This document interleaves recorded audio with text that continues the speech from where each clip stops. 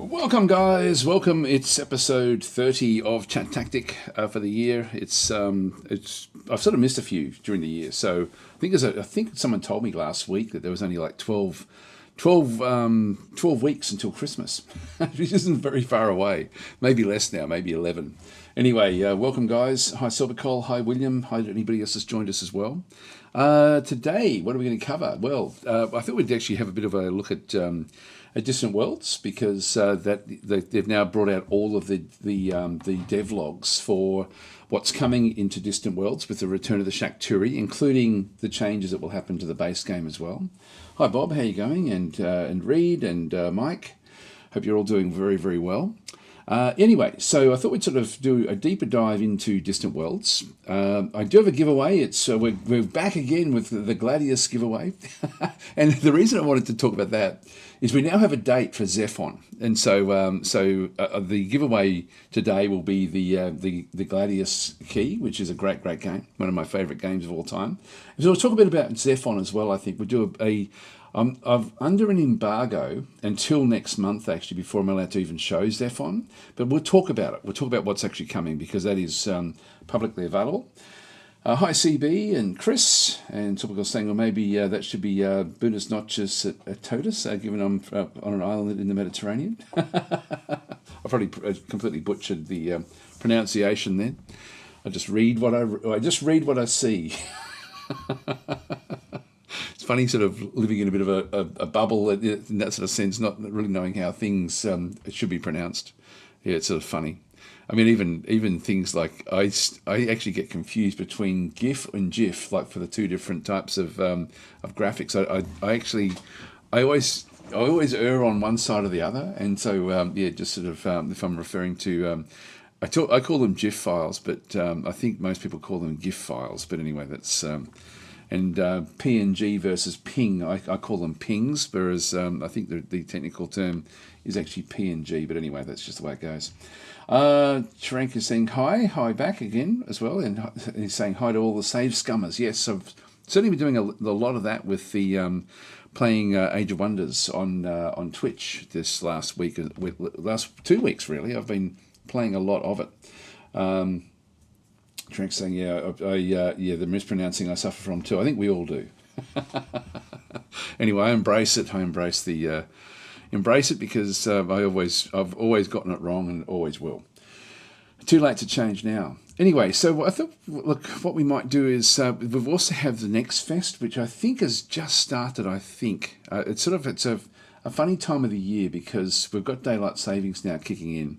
So I'm not 100% sure if it's actually has kicked in yet. Let's just do a refresh and just see if Next Fest comes up, or are we 1 hour away?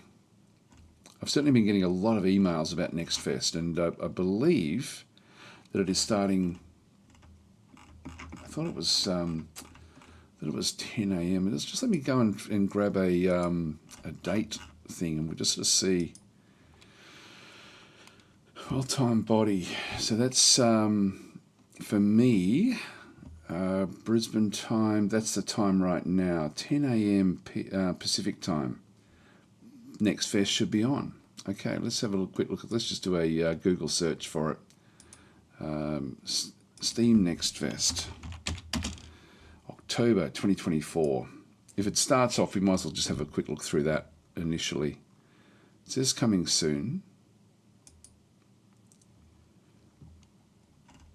10 a.m. Pacific time.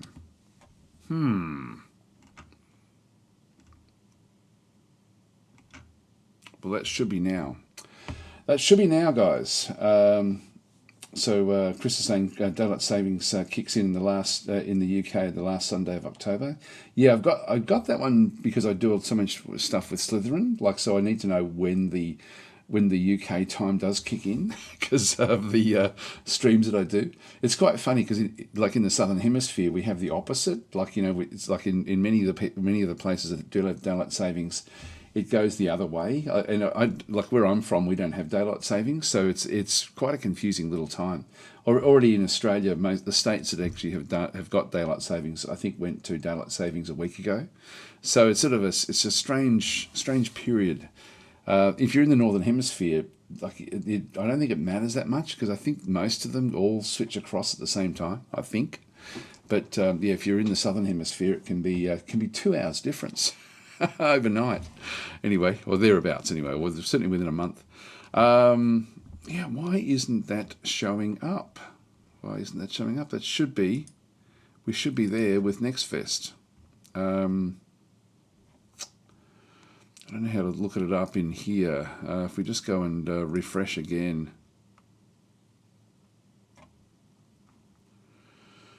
It is not doing it. It's not doing it. I don't think it won't show up in here. That one won't be NextFest. No, it's not going to do it there. I don't know what to do, guys. I don't know what to do with this because I did want to go through and have a quick look and see what was available with that one because there's often some very, very good, not deals as such, but there's some good games that you can sort of get hold of and play everything that's going on. But that's usually a big deal. It's a big deal for developers. I get absolutely inundated. I get smashed with NextFest, demos, and I don't tend to cover demos. I do occasionally. I usually try to pick like 2 or 3 to have a bit of a look at in NextFest, but no more than that. But I get so many different emails. Oh, here we go. I've got more of these sort of, what is this with this stuff? Why is that in my stuff? I know I've got everything turned off, as in, just because there were some games where you needed to have like the R rating accessible to be able to see them. It's like some of the shooting games, but anyway, I don't know what all these sex games are. William's saying I'll keep an eye on it and see if it pops. Yeah, thanks for that. Yeah, look, what we might do then in that case is let's deviate off. Let's talk about Zephon. The giveaway today, as I said before, is Gladius. This is the same developers of Gladius, and Zephon is going to be the actual game itself. Now, I'm going to be a little bit negative about some of the things with Zephon, and a little bit positive about some of the things with Zephon. So let's just go and see what it's got. And I'll only be talking about the stuff that is publicly available at this point in time because I am under embargo. I'm going to play the.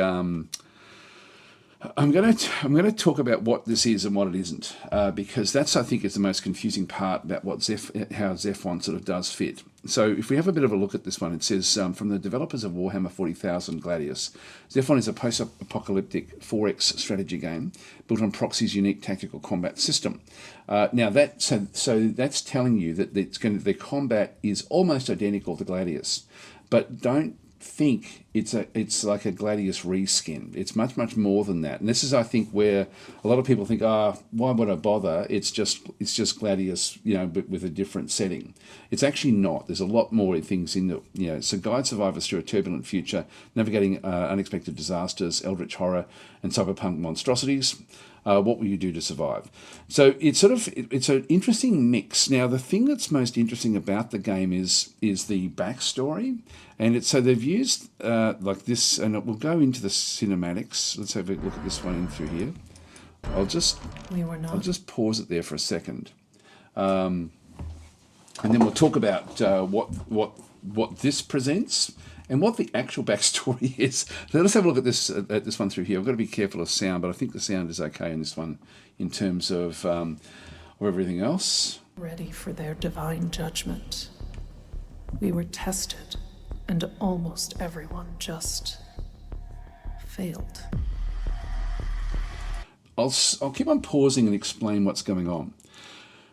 The Earth, so we're playing on a dystopian Earth. There has been like not an alien invasion, but an alien incursion onto the Earth itself, and so there's these sorts of so certain things have happened through the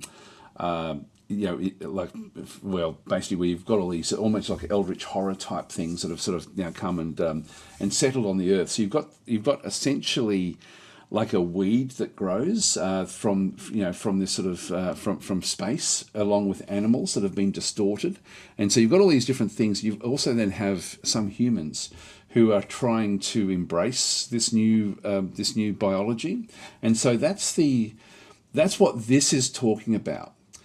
Zephon, the name, is actually an AI. Nothing to do with this at all. It's like the Zephon is almost like a Terminator style entity. Like it's sort of like what's it called? Whatever the AI was in Terminator. So it's sort of, so you've got Zephon itself is the name is about this AI. You've then got, as I say, these aliens, and then you've got humans. So you've got three completely different entities. All this talks about is the alien. Yet the game is named after the AI. And so anyway, let's have a bit of a look through. Their dark mysticism shattered an era of...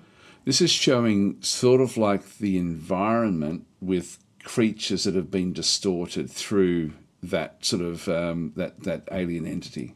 Enlightenment, and ushered in the dusk of the 21st century. Hyperion Games and Encephalon and Bubicus. Millions of lives were lost in a heartbeat, turned to ash, and cast away in the wind.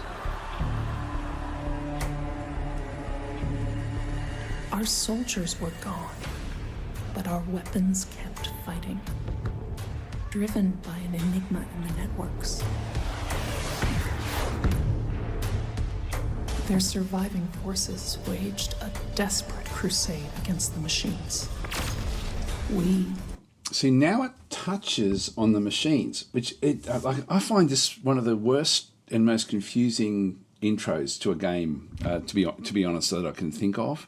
They're not going to change it, I would think, now, but it's just so disjointed in terms of what the game is about, and I think it does a big disservice to the game. This is the big negative I was going to talk about, because it's been around for a while, this intro, but it doesn't introduce the game. And I really, so I want to be open about these sorts of things, because I found this made playing the game much harder to understand what was going on than to read about what the actual backstory was.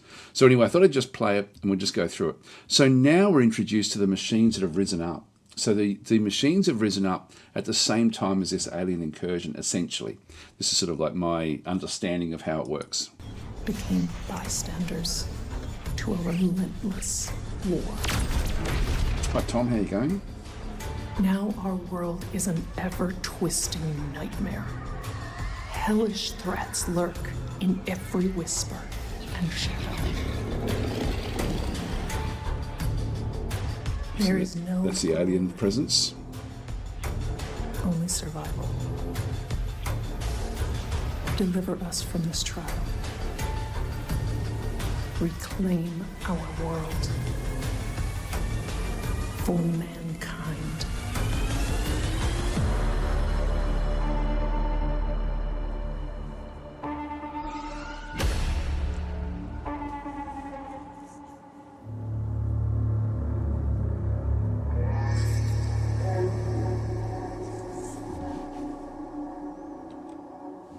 Yeah, so my take on that is that it's going to make the game harder to get into for people, because they're not going to really know what they're playing until they get into it, which is, I think, also then what leads into why people get confused about whether, how are those, with it being like just a Gladius reskin and things like that. There's so much more to it than that. And what's interesting about the actual game, and not so much the intro, is that combination of those three different entities. You've got the humans on one side, you've got the cyber forces on the other side with Zephon, and then you've got the alien forces on the other side. So you've actually got like a three-way go. So yeah, so Rita's then saying, do you like the style of those drawings? Absolutely love them. Yeah, I think it's a really nice way of doing. I'm not complaining about the look of it at all. But by the way, I'm just complaining about the content. I don't think it presents what the game is about in a very clear way.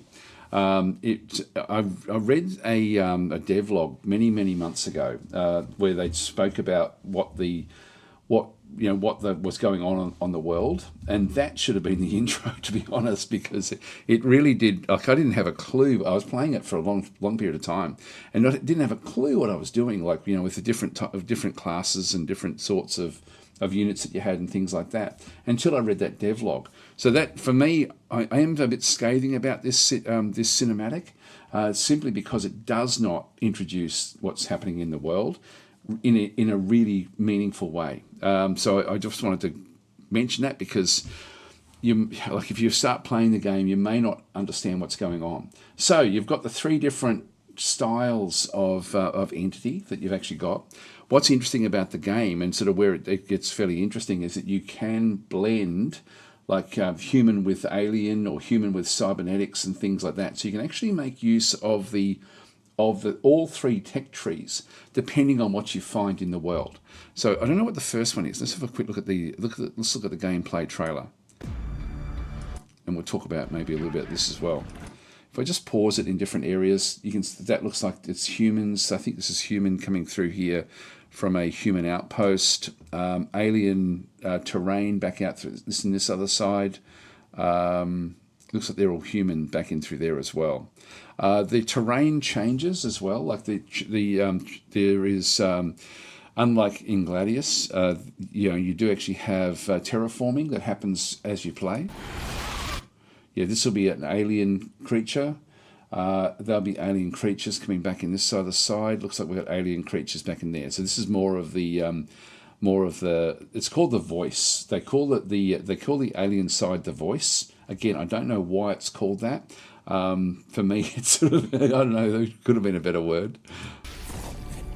It's almost like it's more of an eldritch type thing where it's corrupted the world and changed things across. Yeah, so this is all alien sort of stuff coming back in. There's a hero. So you can see very much like the Gladius style of combat is very, very prevalent.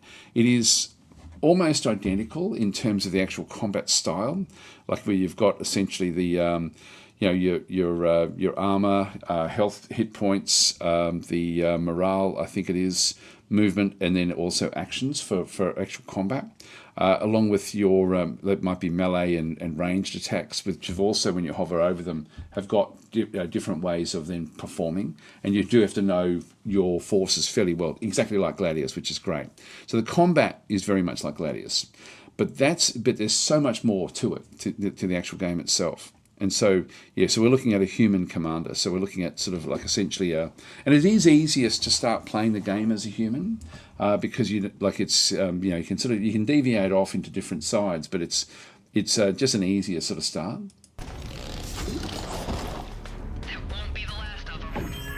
So they're picking up now. That was if I just go back there again. Akron Bone Whistle. So that was just a pickup. It looks like it was and so even the pickups are styled either voice, cyber, or human, with different sorts of pickups as well. You're going to die. Let's have a quick look and see what we're dealing with in through here.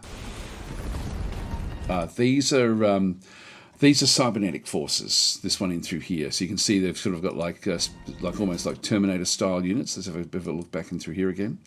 See, for me, this is a better intro to what the game is about. Like you can sort of see different things, particularly if you're sort of, and I think that this group may actually be voice, which means that they're humans that are trying to adapt to the alien side of things, and you can also have humans that adapt to the Zephon style or the Terminator sort of style, the cybernetic style.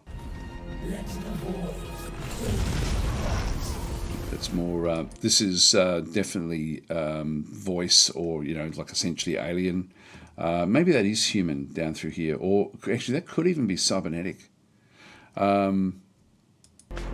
See if they go through. There's a lot more tech now. This is an old screen that we're seeing through here. On the new screens, or the screens that have been there for a fairly recent time, you've actually got a series of buttons up the top here where you can actually then filter out or filter in the various, whether it be voice, human, or cyber. So you can actually sort of just see what's going on. So for example, an Citelum assassin is a cyber unit. It's saying that one through there. Looks like this one is, maybe this person is playing a cyber. It's hard to tell. Like some of these, that looks like a voice unit. So you've got a mix of different sorts of things, and this will actually be important.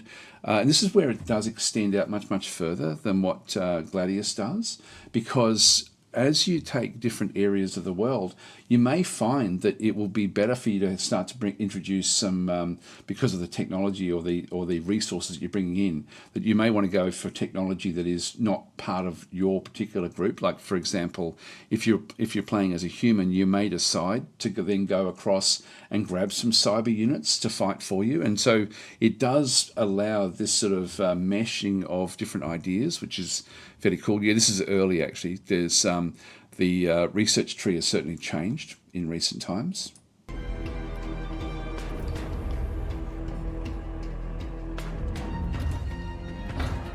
There's all the different tech going on to a unit just in as an animation.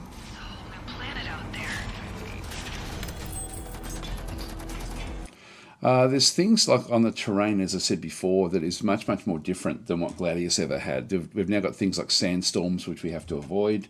As I said before, there's terraforming where trees will grow, or think the world will actually then go and change. Okay, then we've also then got another whole different area of the game as well. Like we've actually got things like the chiefess, forget all the different names, and one of them is Zephon itself. So you've got essentially like NPCs, like an NPC faction, which is sort of like you've got the AI from the world, which is sort of like a grey colour, and then you've got three other entities which are out there, which you can interact with diplomatically, but they're not actually an AI that you're fighting against as such, or you can end up fighting with them, but you can also end up embracing them. And again, there's I think the chiefess is more, if you've embraced the human side, I think the chiefess more sort of helps you.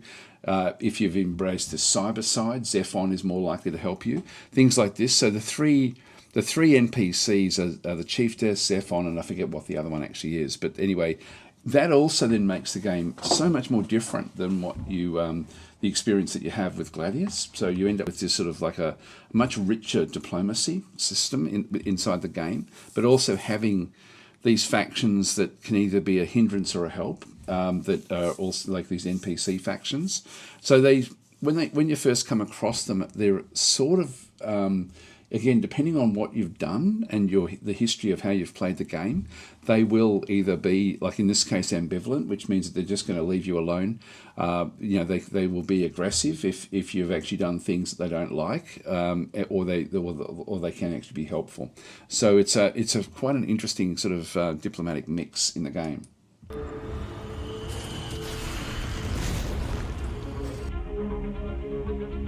So you can see they're more alien sort of type creatures. This looks like human.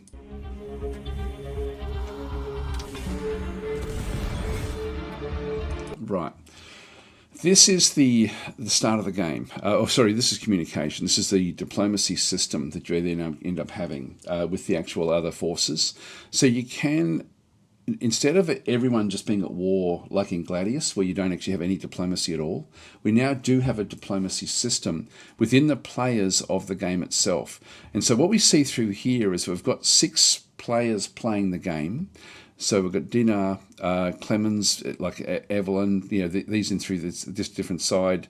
So those first 6 are AI that you're playing with. And you'll also then sort of see that we've got the chiefess and Zephon are the other 2 that they've actually then gone and met. I think there's a third one, I'm pretty sure.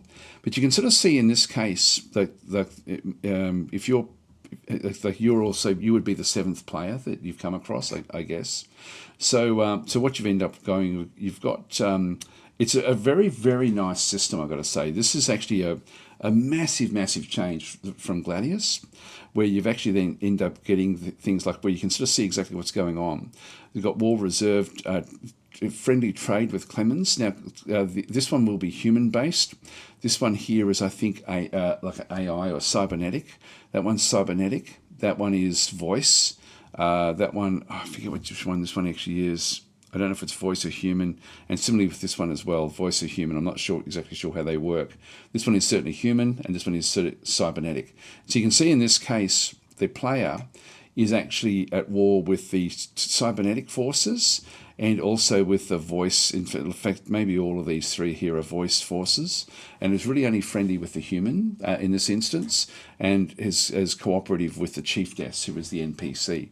So it's much more rich, much more involved than what Gladius ever was. So you've got, then with Dinar selected, this is the different communications. You can then sort of see they're at war with you. They're essentially they're just going through the various elements. Looks like this one's at war with everyone. So you can actually go and block the call if they're annoying you with talking. You can actually just block it so that you don't answer their calls. You can call and then sort of do more in-depth diplomacy with other forces. So it's a very interesting system, so much more intricate than Gladius ever was. Yeah, so here we go. This is actually now talking to someone you're at war with. So you've got different things like offer peace, offer a gift, demand troop withdrawals, or end the call. And then that was actually Zephon. In this case, in the previous screen, we saw that Zephon was actually an antagonist and was at war with the player. This is like a different screen from a different game where Zephon is cooperative as a NPC. So your species continues to prove aggressive. Very well. How much do you think is logical? So essentially, you've got different things, and this is trying to make demands, for example, through the diplomacy system. We shall make it happen. This is Cyber City, I think.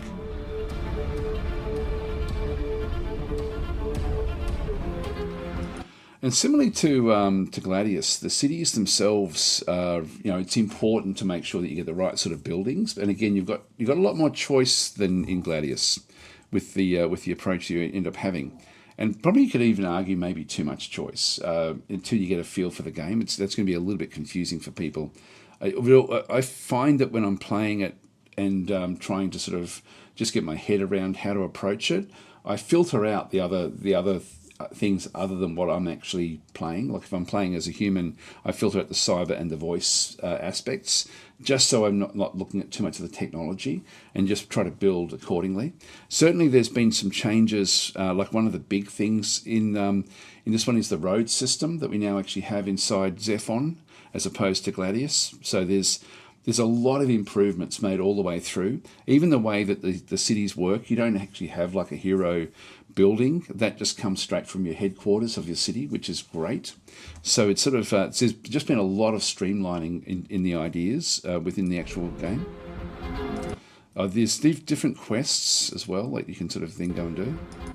Great hunt. So this is things where you do actually have like different quests come up. Now, in Gladius, I turn off the quests, so I don't know what I'll do with this game. I'll probably play them for a little bit and then probably turn them off, I would guess. These are all quests.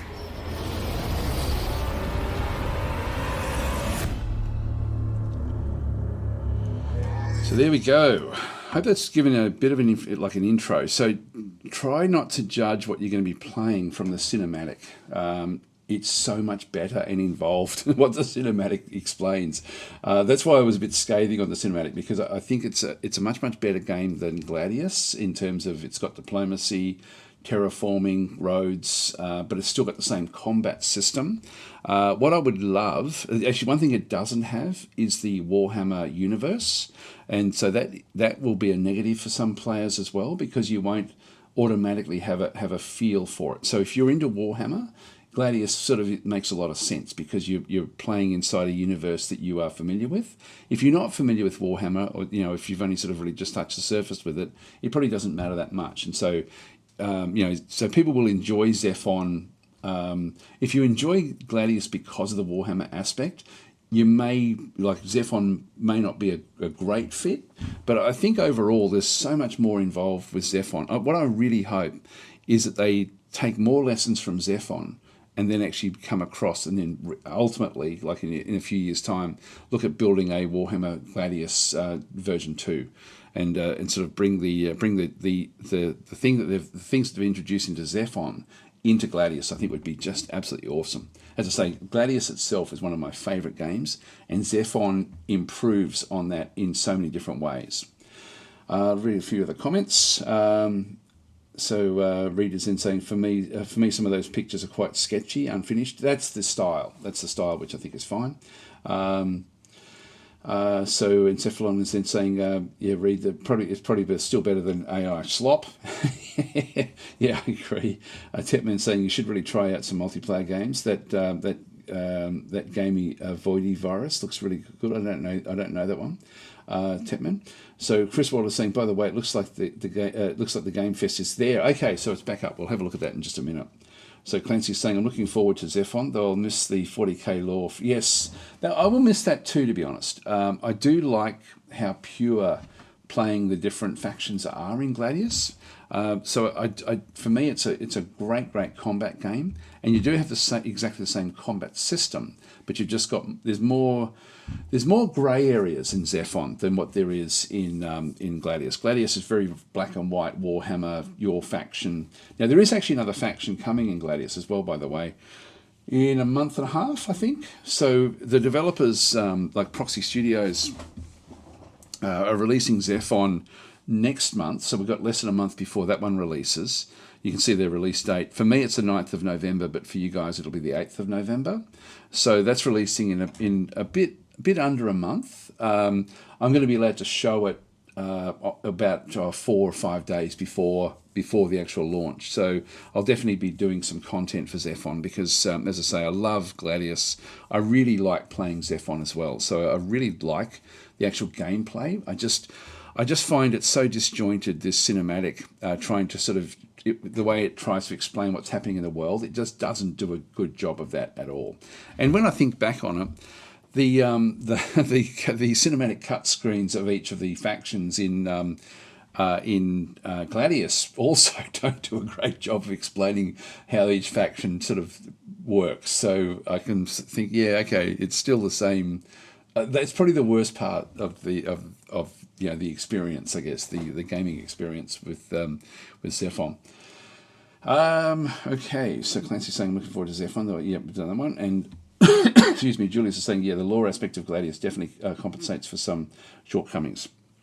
So wouldn't it be awesome if they could bring the innovations from Zephon back into the Warhammer field? I think for me, Gladius is one of the absolute best Warhammer games out there. Like it's certainly my favourite Warhammer game.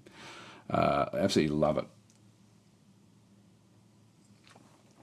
So that is coming on the 9th of November.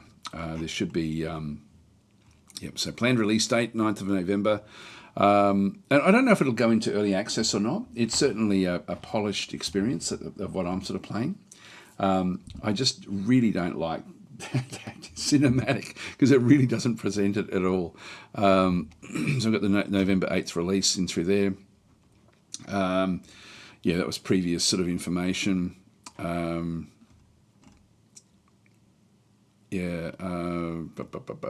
About this game. Maybe we'll just have a quick read of that one, just see if this does a better job than the cinematic. Humanity emerges hesitantly into ruination. Almost nothing is left of the world as we knew it. Settlements, forests, seas, mountains, all have been blasted into unfamiliarity. Horribly mutated animals hunt in packs through deformed woodland. Decrepit military robots stumble unknowingly through the ruins. Senses and logic centres blown. Alien soldiers, once impossibly powerful, cower in the wrecks of their ships, praying to heedless gods for rescue. Control the survivors of humanity in a near-future apocalypse of alien origin. Pick a path between the different abominations of the voice and the uncaring automata of Zephon. With city management, turn-based combat, unholy research, diplomatic manoeuvring, and branching narrative quests, gather your allies and pick your actions wisely. So on planet Earth, there was once a cradle of life. The extinction of humanity is at hand. What do you do to survive? That's a much, much better intro to what's sort of going on, but it still doesn't really explain. I hope I've done enough of explaining that you do have these, you've got humanity, voice, which is, sort of like the embracing the alien incursion. It's not an invasion, it's really is just an incursion where they've ended up on the planet and then everything's gone to hell for everyone. So it's fairly interesting. And then, of course, Zephon being the AI, like the Terminator type forces. Quite interesting. So you've got battles. Yep, commanded of 50 different unique units in battle, and again you can mix and match, so you can have cyber units fighting in your forces. Planet optimal build orders amongst 3 asymmetric paths, your human, voice, and cyber, or combine them in surprising ways. Again, that's actually interesting, but probably confusing as well. It's interesting and confusing. Deploy tactical operations, so interface protocols, otherworldly hymns of decay, and even nuclear weapons to gain an advantage. So there's much more scope than what you had in Gladius for doing different things. Combat occurs on the main map, no switching modes. Yep, exactly like Gladius. Use distinctive leader abilities to in fully featured multiplayer with or against your friends. Take your settlement from scrappy bases to sprawling metropolises as your faction expands. Yeah, blah blah blah. It's very much like Gladius in this one in its approach. The cities look better than Gladius, and they sort of as you build up with them, they do take on the form of whatever you're building, which I think is really quite nice. So. Fortify key strategic points to prevent enemies from assailing your positions. Sometimes defense is the best defense. Yes, certainly in Gladius it is. Yeah, like that was certainly the case. You don't want to be expanding too fast. Yeah, blah blah blah. Back and through there.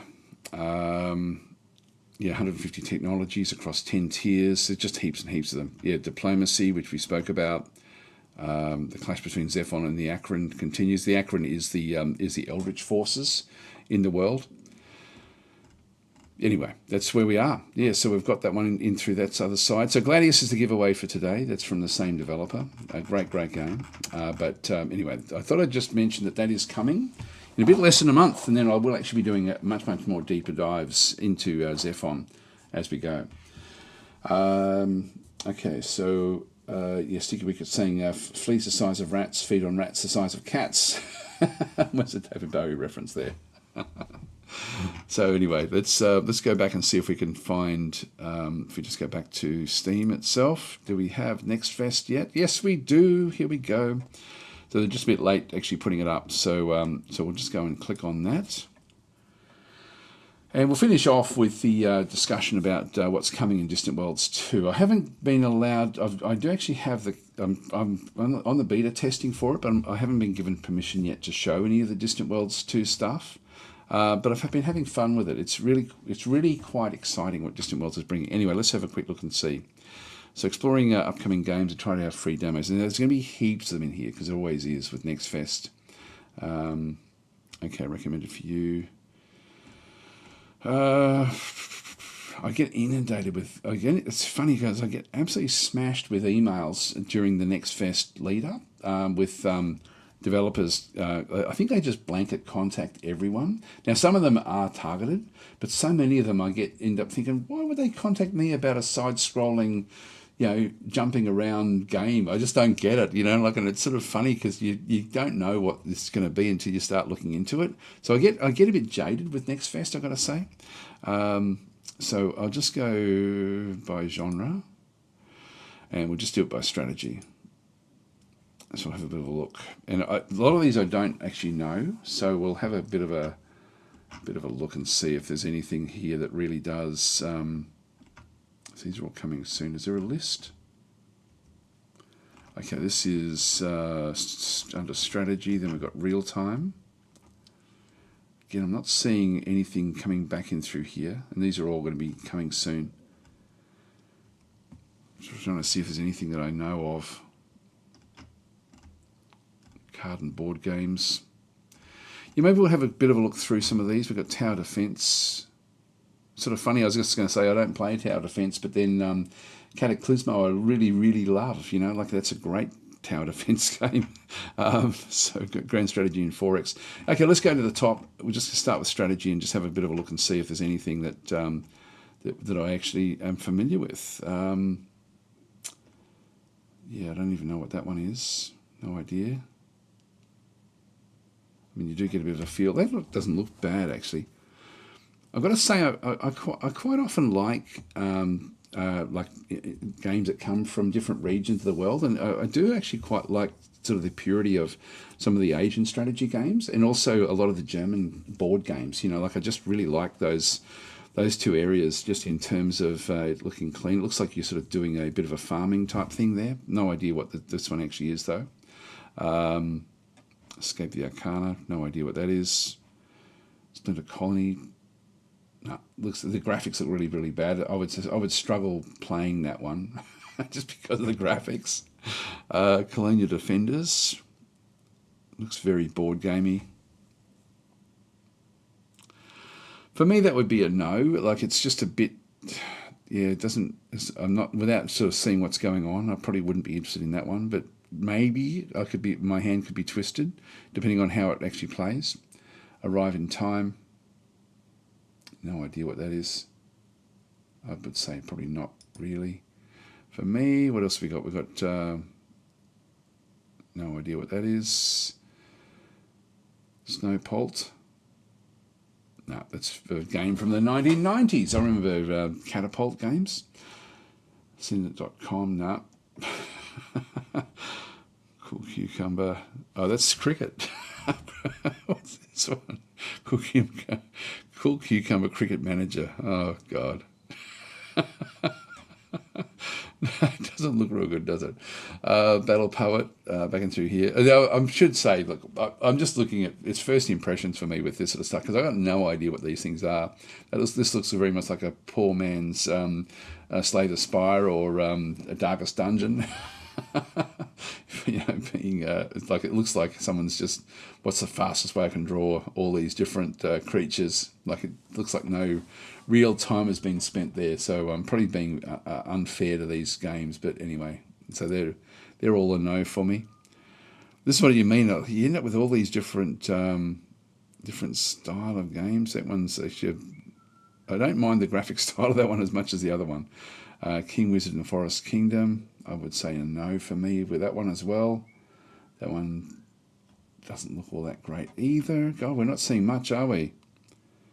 Polysimos. Possibly. I do have another game, actually, which I'm going to talk about. I'm not allowed to show it until next week.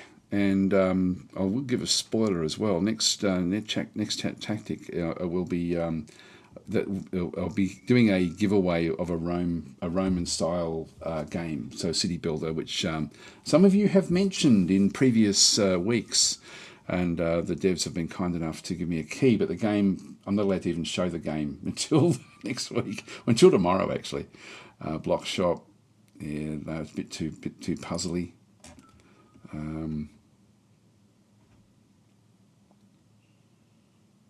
Yeah, no, I'd say no. That one looks interesting.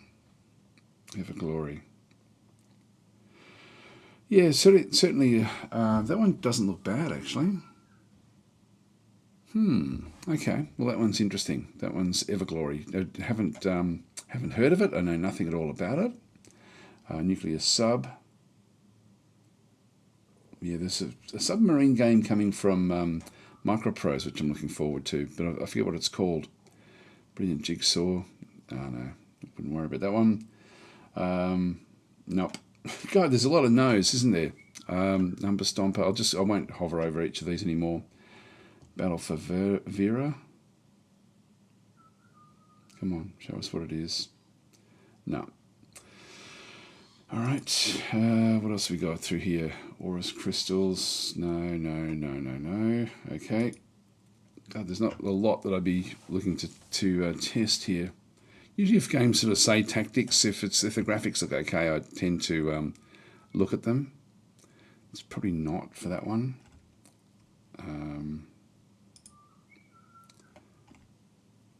Convicted. Yeah, I'm not seeing any games that I'm even half familiar with. It's really, for me, it's only been that one game that's, I forget what it's even called now, actually. But that's, there hasn't been a real lot in there that has been, I don't think a lot of these. Burden of Command, this is actually a game that I've, this is an interesting one, actually. I do know, I haven't recorded, but I have played a little bit of Burden of Command. This is actually a game that tries to link like a strategy type game, very much like, what's the other one from Microprose as well? They've got there's a World War II game that they've got. Anyway, it's sort of got like an element, but they try to make it as realistic as possible in terms of morale, interaction, things like that. It's not it's not really my style of game, but it really has been like people have really embraced it for what it actually does do. So that's Burden of Command. That's from Microprose, and that's something I think people like. If it's the realities and harshness, I guess, of war that they've sort of brought that into an actual game that plays as a war game, but with but where you've got to play it in a more realistic fashion than most other war games. So there's no wiping forces out completely, things like that. It's just it's all about the morale and sort of fixing units and things like this. Too many. Christopher saying that too many random games are tagged with a strategy. Yes, agree. So Richardson saying, "Meh, not great so far." Yeah, no, it's sort of funny, isn't it? Sticky Wicket saying, "Yay, Cricket Manager looks as bad as most of the others on the market." Yeah, it looks worse for me. It's sort of funny. It's funny because you think back to managing games of the 90s. Like there was. What's it, Madden's football or whatever it was called, or Gridiron or whatever it was, and that was a pretty good game back in the day, but they haven't really developed much since then. You got the FIFA games as well, which I haven't played, but there is one soccer game which I do enjoy as a managerial game where you do play the games out. I forget what it's called. It's a tactical soccer game, which is quite cool. Anyway, Burden of Command, you might want to look at that one. It's a much more gritty and real look at war. The others I don't know about. So that's really the first one I've come across that I actually know about. Hexarama, that one the graphics look pretty crappy. Yeah, I don't know any of these at all.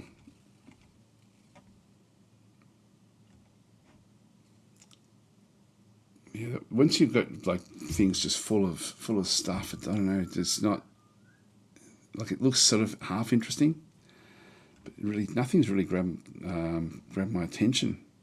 Maybe on the tail. Okay, so this is more of a board gamey sort of style thing. That's the other thing. I think that Scramble is coming out fairly soon as well, which I'm actually surprised about because I thought they still had a lot more development to do. I'm not exactly sure. Stellar Outpost Commander. I think this is like a real-time sort of zip around and do things type game. Again, nothing new with any of this. Yeah, I'm not seeing much there.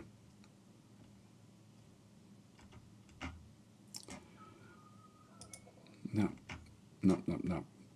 Okay, well, there's not really a hell of a lot to look at with any of this. Real-time games, I'll just have a look at the first couple of screens of these. See if there's anything that, do we know that one? Ascension? Again, it's an Asian game. I think we had a look at this one a few weeks ago, actually. It looked pretty good from what we could see. That one might be worth having a look at. Go to one more screen. Yep, no, nothing else in there. Turn-based. This is usually where I tend to sort of like to see what's going on. Commander Quest.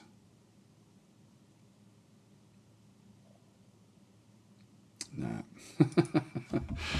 Magic Book, The Fallen Kingdoms. No, that's a bit too simplistic.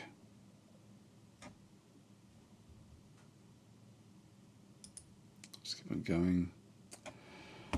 So Gratian saying, what do you think of the price of the next Age of Wonders 4 expansion pass? I think for what you get for it, I think it's fair. Like for me, it's actually almost like it's like we spoke about this a lot last week. So I don't want to spend too much time talking about the model that they've used to bring in the DLCs, because you'll have the option of either buying individual DLCs or the expansion pass, which gives you, I think, 4 of them. So to like when you sort of look at the original, just to briefly recap it, you had the base game for Age of Wonders 4, then you did have an expansion pass number one, which gave you all the other DLC, and now you've got an expansion pass option as well. I like the idea of expansion passes.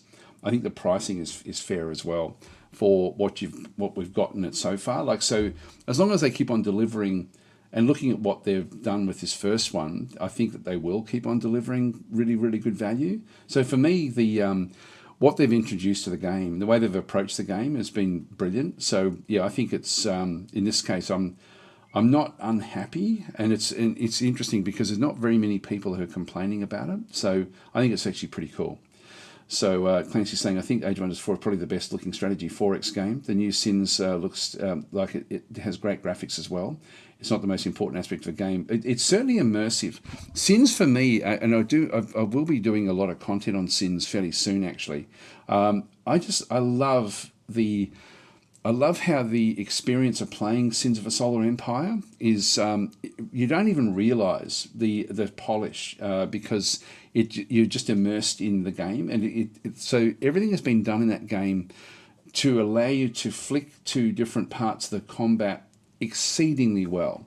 And games like Distant Worlds could really learn some things from what Sins has done as an example. In fact, any of the Space 4Xs could really have a good look at that one, particularly the real-time games though. The games like Distant Worlds, there's the recent Homeworld, like that could have learnt a hell of a lot from what Sins has done in a very simple fashion, but they've really, really done it incredibly well.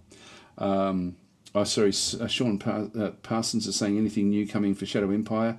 I keep on looking at the updates for that one, and when there's a big change, I will definitely be doing that one. So what I'm really hoping for is that the naval units get added in at some point, and that will definitely mean that I'll do a lot more content at that point.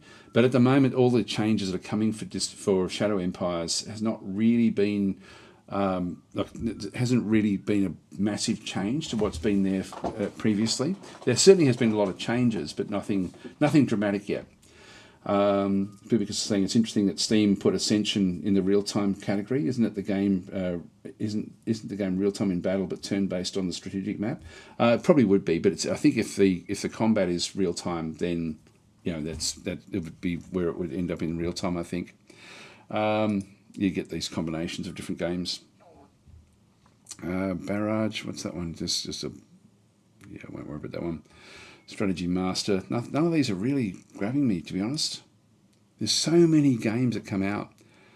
There's Burden of Command again.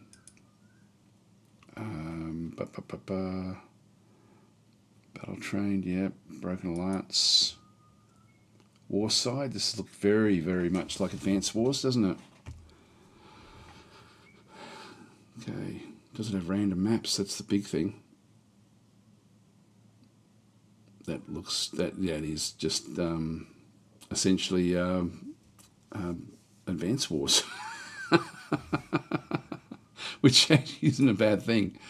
Let's have a look and see. Welcome to Warside, the fast-paced turn-based tactics game with a single-player story campaign, a built-in map editor. Yeah, there's no random maps. Okay, I always look for random maps in these games, but this is essentially just Battle Isle or Advance Wars. I mean, it's a game I would play. Absolutely, it's a game I would play. Let's go back out again.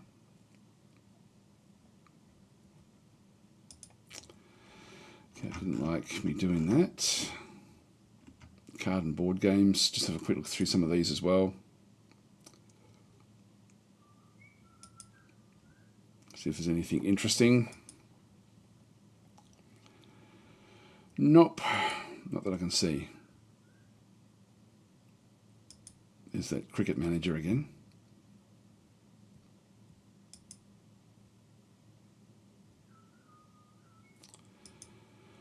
No, okay. Tiny Kingdom. What's that one?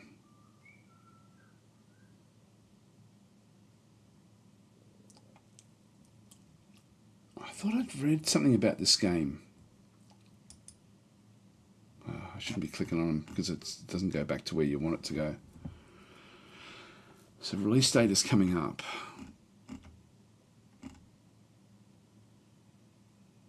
Quaint Farm, yeah, that's okay. We'll leave that one where that is. It did come back this time. Tower Defense, I won't worry about those. Grand Strategy. I do have Rogue Hex, which I haven't actually covered. I don't think I've covered that one. But it's fairly interesting, that one. Deepest Trench, Beyond Astra.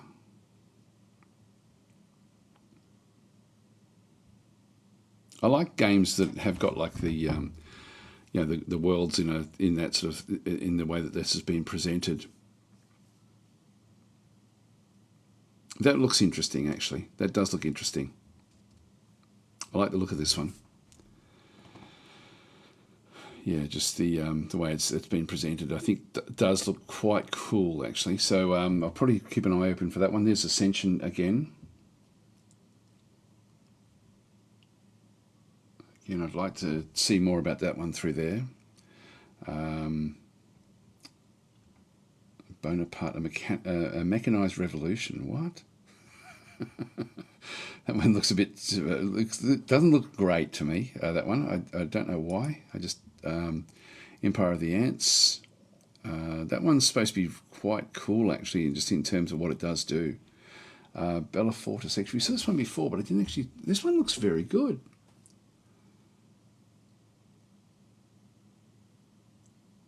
Oh, look! I've bypassed this one before. I've got to say, I actually quite like the look of that. That does look interesting. I should be jotting these down, actually, just so I can actually grab them. Bell Fortis. So I'll look at that one. I like to have about 3 that I try every one. We've got Bell Fortis. We've got Beyond Astra. And we've got Ascension. All right, that's 3. I'll have a quick look. This is now we're now digging through and finding the gold. Master of Luna. That looks a bit weird. Looks a bit Heroes of Might and Magic-y type thing, or maybe not. No, it is turn-based strategy. That one's not bad either by the looks of things. No.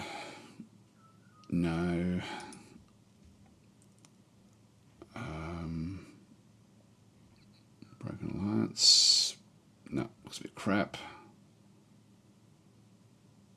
No. Wizard Warfare 2.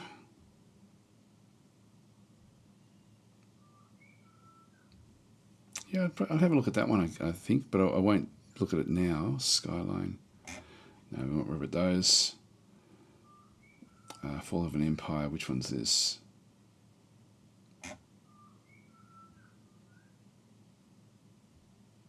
I've heard about that one, but I can't remember. I can't really think of the context.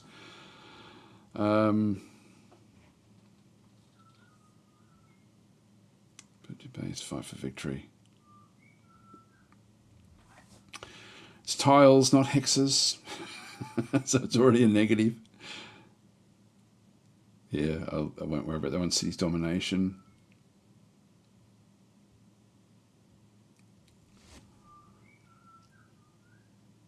That doesn't look bad either, actually, does it? Resource management game.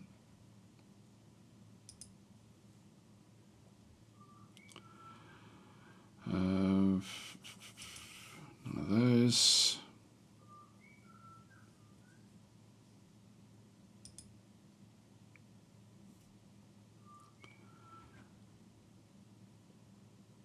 Yeah, no. Well, actually, I'm pretty happy with those 3 games that I've got there. I might download those and I'll probably just play them through the week and just sort of see how they go. So that's next fest. There's still a lot coming. Simulation games. There's a lot in here. There's almost too much, and as I said before, I ended up getting so many different emails coming through in the weeks leading up to Next Fest. And what I find is that they don't tell you whether it's only a demo which is so it's not actually the actual final game anyway. Like, and sometimes it is. I do want to talk about though. God, what's it called? Hang on, just bear with me. Because we are looking at games that are coming up, and there's another game coming up which is not part of Next Fest. I don't think it is anyway. Called Citelum, which has been mentioned, and so that will be looking at that next week. But I just Citelum in through here. This one is this one looks quite interesting, and so we'll just have a look at the actual thing in through this other side. I mean, I don't think there's any demo, is there? No, there's no demo with this one here, but this one is coming soon. So release date 18th of October. So we're looking at this week. I'm allowed to show it tomorrow, so I thought I'd just show you what's publicly available, and then we'll because we are looking at the weekly news. We looked at this, I think, last week briefly.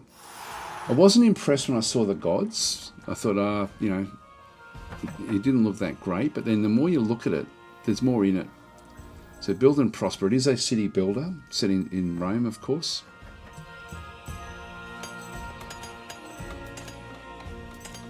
Resource management. This is where, for me, it started to get interesting. The trading aspect, where you've actually got little regions.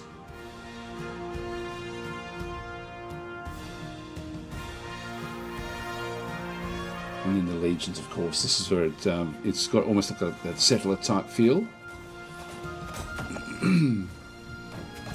Now, I haven't played the game, but I will be having a bit of a look at it here. So I think it's just an auto battle type system. I love that aspect of this game. There's the different gods and things, which I don't like the look of that aspect, to be honest, but everything else I really like the look of.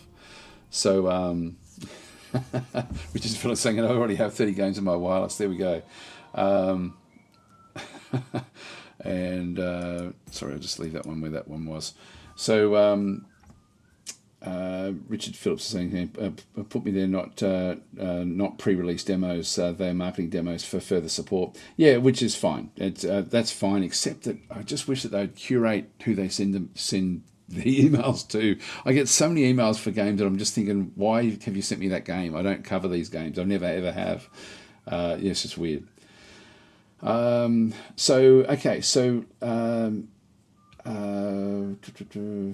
Yes, Clancy's in saying, I haven't tried Sins yet. Is it very micromanagement intensive? No, it's not. It's an interesting game because it's actually, let's have a look at Sins for Solar Empire 2, because it's one of these games which is a real surprise packer. So I don't know if they'll talk about what their goals actually are for Sins. Now, there is the old Sins, but it's the new Sins that you really want to be playing, I think. It's this essentially has got the same level of content as what all of Sins 1 with all of the stuff that was in it has got, but just done in such a nicer way. So let's just have a look and see.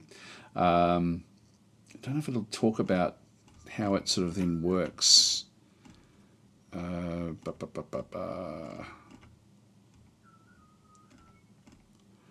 No turns, no battle modes, no strategic modes. So it sounds like it's a bit of a click fest, the way it sort of does work. And there are aspects which are interesting, but do make you think. If you're into slow-paced games, some of the descriptions will make it sound like it's a fast-paced game, and it's actually not. Sims control engagements, blah, blah, blah. Sims of Solar Empire.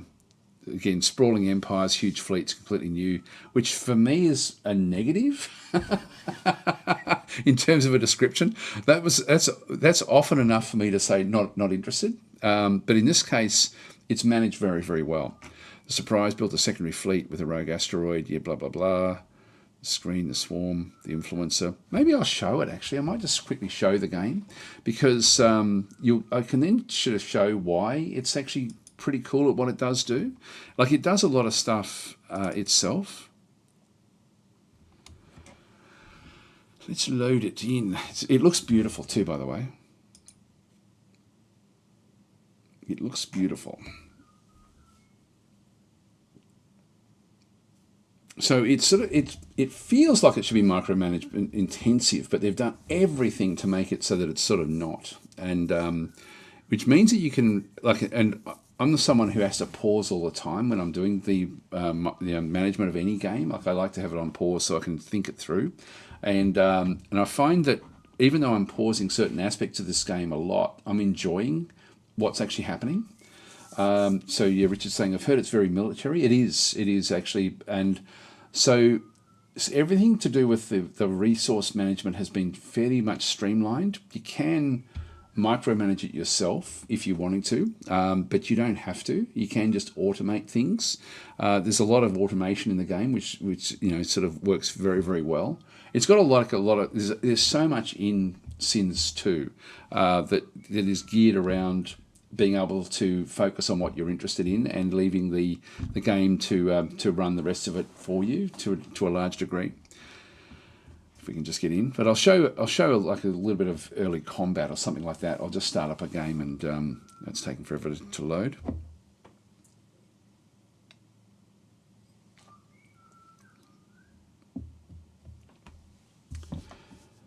But it is yeah. God, sorry guys. I should have realised it was going to. It's it's a lot of assets for it to load in, and they've introduced fairly recently. They've introduced like the factions and stuff, so they've now got all the different factions involved. But so even with large fleets, you do have large fleets, but you're not controlling. You can control individual ships if you really want to, but you tend not to. You tend to just control a fleet of ships and let them sort of do their own thing. They then sort of make their own decisions once they come into systems, which you'll see when we get into it. There we go. But it is a beautiful game. It's just players. Okay, this is media build. Actually, I wonder if I've been waiting for the game to update so I can actually then sort of show whatever's the most recent. I just wonder if I may have an oldish version of the game. So if we just go across, there's different ways of playing. Random maps, preset maps. Like this is a random 2-player map as an example. If we just go and set up the game. You've got the different factions and things. I won't go through these. I'll just keep it on easy AI. We're not going to be playing for too long. You've got 6 different factions, essentially. I'll just go with Tech Enclave at this stage, which is sort of like technically the humans sort of style of play. No teams, of course. Let's just start the game. You can sort of tweak the way it does work. I'll just see if I can go to... is it going to be better? It's probably going to be better to have a look at. Well, at least you can sort of see what's going on. But visually, this is one of the best looking Space 4Xs that I've seen, which I really, really like. Yeah, Supergirl's saying, I don't think Valve care much about curating the game tags. Yeah, I agree with you. I don't think they do a good job of that at all. So it's building the game for us. It does take a bit of time just to load in.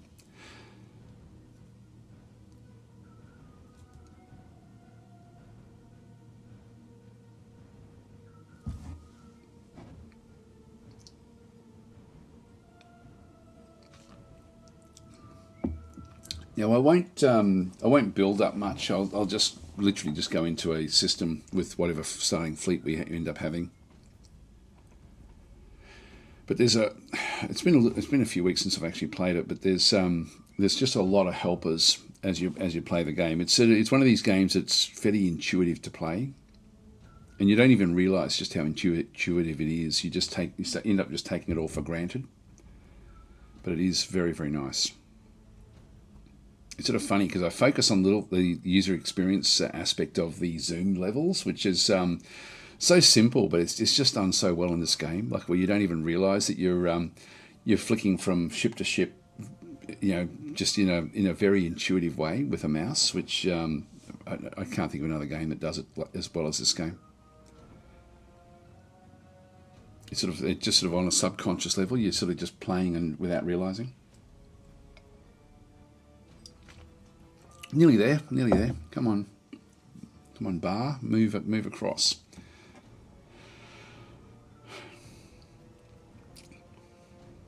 So sins of a solar loading screen. It's taking ages to load. Is your PC a potato, Taz? I've got a lot of stuff loaded onto it, but and the game is still in development, so often games aren't optimized. It's sort of funny, like Age of Wonders also takes forever to load up, as does a few other games in my system as well. They just take forever to load, and but then Age of Wonders has just flicked over to doing something. Where it's actually now loads fairly fast for me. So Clean's saying, I'm concerned about having to babysit all the battles and things like that. Thanks for your answer. Now I definitely want to try it. Yeah, look, I like when we eventually get into it, I can then at least sort of show how that, because I want to show that battle system, because that's often where you think things are going to be a bit tricky. So it's a beautiful looking game. Just looking at the way it sort of does work, you've sort of got like, right click, you can sort of then just get the different angles. The overall look of the modeling just is brilliant. It just looks incredibly good. And as we sort of start to come out, you then got these little icons which just so you can see what's actually going on. Do we have a fleet? I think we do. I don't think I've probably in this case we actually don't have a fleet. We do actually have scout ships which are going off. Let me start off with 2. Oh yeah, there's another one there already. And so these are just scouting out the systems. As we come in, you can sort of see as I get close to it, it's just got to automatically lock into the actual ship itself. The other ships that are in this system will then start to come in. So there's another ship over there. If I sort of zoom across, I can then see what this one is doing. It's just letting my scout ship go through.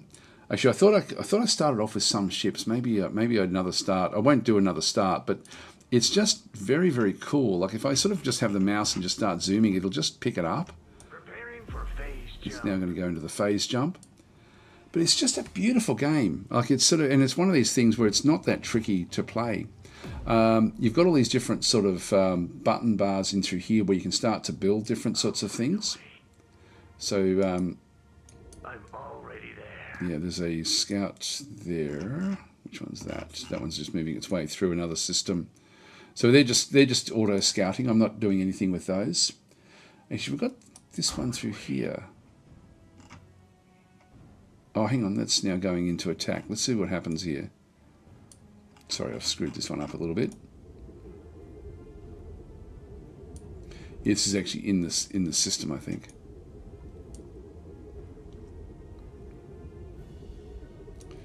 Yeah, it doesn't have actually any sort of combat abilities. But as you sort of come back out, everything's just easy, like with the scroll wheels in particular. We've got the heavy factory. From here, I should then be able to sort of start to go and build different other forces, build ships. And so everything is fairly clean. I don't have to do it from this screen. I don't have to sort of knuckle in and actually see what's going on. I can just go and start to build. You've got to start off with an actual battleship, so we'll just get one of those built. We've only got some corvettes, so I'll just get a few of them leveled out as well, and some light frigates. Military research needed to expand our fleet. Yeah, so we've now sort of hit the limits. Ready for battle. And so even with the build, like, we've got ships being constructed from over here at the light factory. Even though I had the other one selected, it's still, everything for this system is actually in through this other side. And I can actually end up having the different fleets and things, just managing it from this side through here. I can add in planets or fleets and through this other side, beta fleets. There's all sorts of different things you can then just do very, very simply. In this case, we do actually have like mining operations, which we can do, build orbital structures. It's a very clean game, the way it sort of does work. If we just go and grab these guys. Easily done.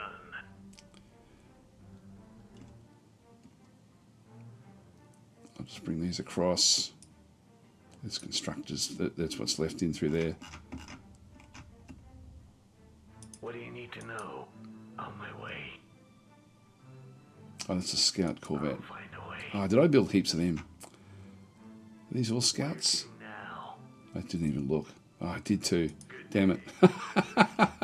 I built the wrong thing. Let's just take our. Let's just take this one ship in. This is the Alpha fleet. Yeah, corvettes. What did I do? Scout corvette. I didn't actually build gunships or anything like that. Anyway. Yeah, I haven't been. I'm not reading. I'm just basically playing. But let's just go and grab the first fleet, the Alpha fleet, and we'll just move it across into this system. Should be there. Ready for battle. Control group created. So I just made a control group of this one. That's more like it. There we go. So this is not coming in with a fleet. We do have different upgrades and things we can do. I'll just go and grab that while we're doing it. Jump coordinates. I haven't done a very good job of explaining this at all. I will be doing videos on this one. But you can see the different resources very easily as well. Now, as we come in with a combat ship, they will then start fighting each other. This one should be okay just on its own. But just visually, like I'm not doing anything, just really sort of just watching what it does. Now, normally you'd come in with a fleet. The fleet would then look after itself. I can move things around if I'm wanting to. I can just go to the other ships as well and just see what they're doing. It's just a beautiful game. Like it's, even though you've got like lots and lots of ships doing different things, it just doesn't feel overwhelming at all. And it's just so easy to just maneuver around and pick up all the action.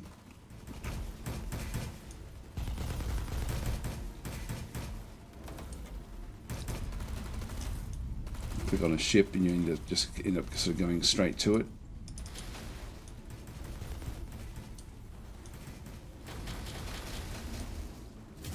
Good day, Commander. But it just looks great. And just the way it sort of works with the way it locks into ships. As I say, other games could learn an awful lot from this. And you've got all the different things like the shield points, sort of being coming down a little bit, armor points, hull points, different things like this. But of course, the big battleships aren't really going to have a concern with these small defences. But normally, you'd come in with a fleet of ships, and then they would sort of take on their own roles in the actual system. But it's just a nice looking game, and it's not overwhelming. Like this is actually even that doesn't have that much. There's an enemy ship, another scout ship. I built way too many scouts. Anyway, it's random maps essentially as well. Like you've got a combination of different things, but it's just a simple game. I haven't actually done the building of like taking the resources from here or anything like this. Again, if you sort of just grab the planets, you can actually then sort of set the planets up so that they're on the button bar on the side here as well. It's just a very, very simple game. Clancy's saying, how's the AI? It's it's all good. It's all very good stuff. I mean, Stardock really do pride themselves on their AI building and how they sort of do program their AIs, like in Gal Civ, for example. So no, it's very cool. It's see how I got off there, and it just says, do you want to focus on your home planet? Yeah, I do. It's just cool the way it does work. So anyway, I'll leave that one there. Just exit the desktop. There we go. Got out of it nice and fast. I'll just go back to the screen inset. So anyway, that's Sins. I will be doing some content. I'll have to see why it's not it hasn't been updating for a little while, because that's a couple of months now. So it may be that I've got it sort of set to something a bit different. Yeah. So we've got where is it? Rich is saying, "My God, it's slow." It's because it's in development. Chris is saying Age of Wonders 4 is almost instant for me if I'm running it on a laptop. Okay. Yeah, for me it is at the moment, but it wasn't a week ago. So for me a week ago it was taking forever to load up. So because saying, Rich, I think the developer adds the tags and they add whatever they think will get people interested rather than accurately describing their game. It's very annoying. Yes, I agree.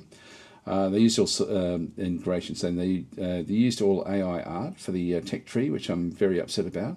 Not only do I think it's wrong, but it also looks terrible. Can't tell anything apart from the icons. In Sins, I'm not sure actually. I don't know. I'm not sure. The voice sounds familiar, says Richard. I think they may have still got the original stuff, like from the original game, like as in the voice acting, but I may be wrong about that. Anyway, let's go to the next step. We're going to talk about Distant Worlds. We are running out of time, so we'll just scoot straight across to Distant Worlds, and we'll just sort of flick through the various aspects about what's coming. So if we just go across to Community Hub, and I'm guessing news, we'll actually then just have them all summarised. Yeah, we've got 1, 2, and yeah. So these are different devlogs. I'm just going to quickly summarise them because there's a lot of stuff that's coming into the game, and a lot of stuff that's also coming into the base game as well. So let's have a look at Rise of the Shakturi, which is coming in how long? A week and a half, 10 days. 10 or 11 days, and so then we'll actually have Return of the Shakturi. You can play some of the stuff already into, actually that's devlog 2, it's devlog 1.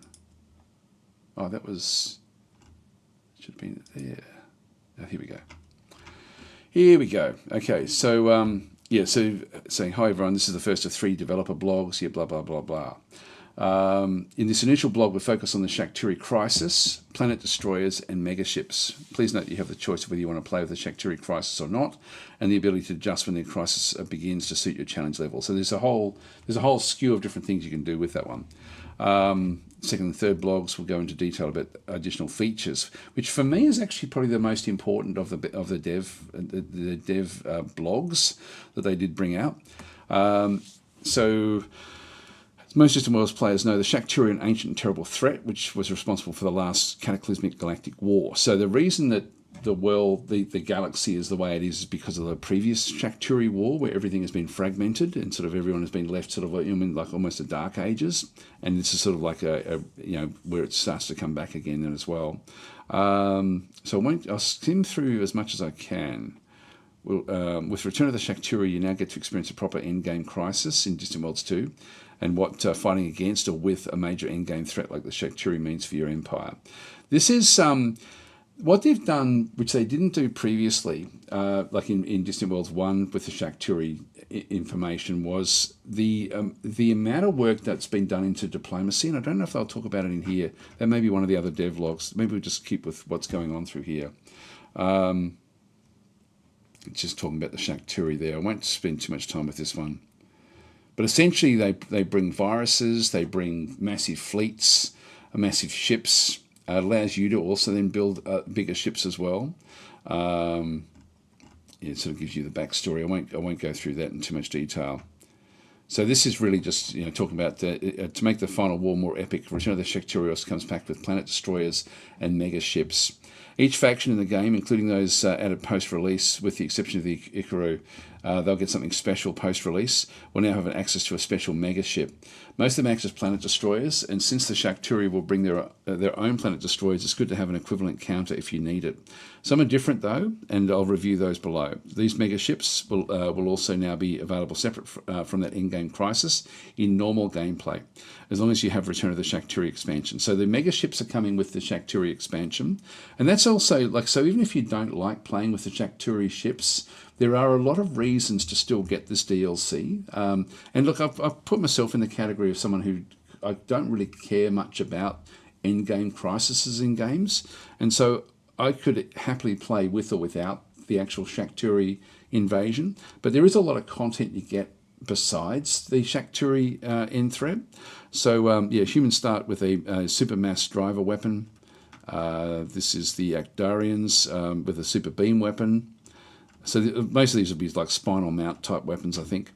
Mortallans with a planet destroyer with a super mass driver weapon. Harkonish with a massive gravitic pulse. Teekans with a massive iron bomb. That would be interesting, actually. I don't know what that one's like. Yeah, that would be fascinating to see what this one actually does do. That could be disastrous for everyone, including the Teekans. Boscara with a super firestorm torpedo. Xenox super long-range sensors, a mobile stealth mega monitoring station which can fight. that's interesting. I like that they've actually taken like a different slant. Probably be sort of like eyes across the whole galaxy or something. I don't know, or massive parts of the galaxy. Super beam weapon through here with the Deutz. Quamino, mobile robotic troop foundry. Yeah, meh. Don't know if I like that one's all that interesting. Having robotic troops, I don't rate robotic troops all that much, to be honest. Kizarians, planet destroyer with super beam weapon in through there. So that was just a bit of a summary of the massive ships and the actual end game crisis. And for me, that was probably the least of the information. Let's go to version 2 and talk about what comes in devlog. Actually, I'll just do it this other way. Devlog 1, devlog 2, expanding horizons. So this for me is really where the DLC starts to shine, because there's a lot of things that have been added into this. Now, I don't know if all of these will be only in the DLC or whether some of them will be base game as well. So we focus on the Shakturi. In the first one we focused on the Shakturi story and the unique mega ships and planet destroyers. This one will focus more on the additional unique new features which are part of the Return of the Shakturi expansion. Outposts, multi-empire alliances, and the refugee start option. All three of these things are really, really interesting. So the third and final blog will then cover some other features as well. It looks like you do need to have the expansion to then go and grab these sorts of starts as well. So let's just skim on down. Outposts. Okay, so outposts are interesting. Outposts are smaller than colonies with a maximum of 50 million of your empire citizens. In exchange for this, they can be built on planets where you would not normally be able to put a colony. In other words, very challenging and hostile environments. Outposts will not grow, though if they lose population for whatever reason, they can accept new migrants up to their maximum population. So they do actually have like a maximum population, but it's not all that high. Outposts also don't provide income. Instead, they require funds from your empire to maintain the various life support systems that allow for survival on such harsh worlds. Support cost of an outpost increases as its planet's suitability decreases. And so you've got like different things will cost different amounts, but they are still cheaper than colonies. So it's a nice way to expand. So this is the way that you then can build your borders and claim territory. It's also a way that you can then go and claim different resources on different planets. So, for example, if you had a Caribbean spice world, you may want to put an outpost on it just so you've actually got an actual claim on that world. If you've got like certain like things that it's showing through here, for example, Granite Nexus. This is like a what are they called? I forget what they're called. The essentially like the feature on the actual world itself. And so quite often you would need to settle a world like this, and so you can get the benefit of these ruins, and what they actually bring. So this one here would give you plus 8% espionage, 8% colony development, sensor research, and scenery. So there's some good stuff in here. The outpost system then allows you then to sort of operate. And you can see through here, there's like a few different sort of outposts that have been sort of set up in here. There's an outpost there. So you'll end up using them to a fair degree to expand your territory, which I think is a nice way of doing things. It's you can see there they still do cost a bit of income, like so they still do cost money, but it just allows you to have like a limited effect somewhere else, which is actually fairly cool. You can see in this one they've got 60 colonies and outposts, which is just crazy with what's been going on. So what are they good for? Outposts allow you to claim territory in a way that stations do not. Where you have an outpost, your empire's borders will extend to cover it. So outposts allow you to extend your colonization range to get more suitable worlds, which is another important aspect. It might otherwise be out of your reach. Outposts give your empire full benefits from the empire bonuses or unique resources found on the planet. Outposts allow you to build terraforming facilities, which means that with outposts, you can potentially bring a previously uncolonizable planet up to colony level. Note however that worlds with very low base suitability now require a terraforming facility to remain on the planet in order to maintain the suitability improvements, but sometimes you just need that extra real estate. Outposts can be converted to colonies if their suitability is high enough for a modest cost. And so that's the outpost system, which I think is great. Now, that was never in Distant Worlds 1. Actually, there we go. So Curry Munch is saying Larry's playing Distant Worlds 2 right now. Just seen him log on. Not seen if he's still doing vids though. Oh, okay. Yeah, I'm not sure. And so saying hi back. So Sticky Week is saying, now we're on a Distant Worlds 2. Anyone know if Larry is still about and if he's okay? Yes, I was talking to Larry some weeks ago. He actually asked if I was okay when I was sick, when I lost my voice. Yeah, let's Larry Monty. If you're looking for Distant Worlds content, Larry's very, very actively involved in the beta process as well. So I'm expecting Larry will bring out a lot of content as well once this expansion does release. That would be my expectation. So very nice guy, Larry. So anyway, but yeah, no, Larry's fine as far as I know, and I wouldn't be at all surprised that he is playing Distant Worlds 2 right now. And, whenever he possibly can. This is now another interesting thing as well. You can now form alliances, and so you can end up with something where almost like a Star Trek situation, like where you've got like a federation of different planets and different groups. So in this case, you can sort of see that this is just a screen for proposing an actual alliance. In this case, you've got Mortallans and the what are they called? I forget what they're called. Anyway, these Harkonish, the Mortallans and Harkonish are wanting to join in with whoever this particular faction is. So you enter a name for what the faction is going to be called, like what the alliance is going to be called, and so then you can then start to invite different members to it. So it just gives you information. So all selected members must agree for the alliance to be successfully formed. So only select members that are likely to agree. As you add members, all empires will reevaluate whether they want to be part of the alliance with the currently selected set of members. Adding or removing members can alter how other empires view the alliance. So it's quite a rich diplomatic situation you end up with. Note that any wars with alliance members will become wars with the entire alliance. That is, all members will automatically declare war on the enemy empire. Also note that joining an alliance will automatically cancel some incompatible treaties outside of the alliance. This includes non-aggression treaties, defence treaties, different bits and pieces. So it says through here, Return of the Shakturi includes a new multi-empire alliance system. During the Shakturi endgame crisis and story, this allows for the formation of the Shaktur Axis and the Freedom Alliance during the crisis to fight against each other in a war to the finish. However, if you choose to turn off the Shakturi crisis, you'll still get access to the alliance system, in fact much earlier, as it won't be gated behind the story events. So you can still create these. I played the game for a little while to see if I could actually trigger this and make it work. It was still too far away for me to actually access it. So this is more mid-late game, I guess, in the actual game, the way it sort of does work. You've got the different groups in the actual. This is a Freedom Alliance, is what they've called it. With the different, in this case, you've got the Akdarians, Quiminos, and Xenox in it as well. Convene Alliance, Leave Alliance here, blah blah blah. The Shaktur Alliance back and through here. So the Boscara, the Daots, they've actually joined with the Shakturi. So it's going to be interesting. Alliances allow you to form closer union with other empires. Once allied, you are guaranteed a certain baseline set of treaties, and all wars become alliance wars. If someone attacks you, your allies will join in your defence, but you can also convene the alliance to vote on declaring a combined war on another empire or to end an existing war. While your empire is in an alliance, there is no separate peace possible. So you do become like a federation.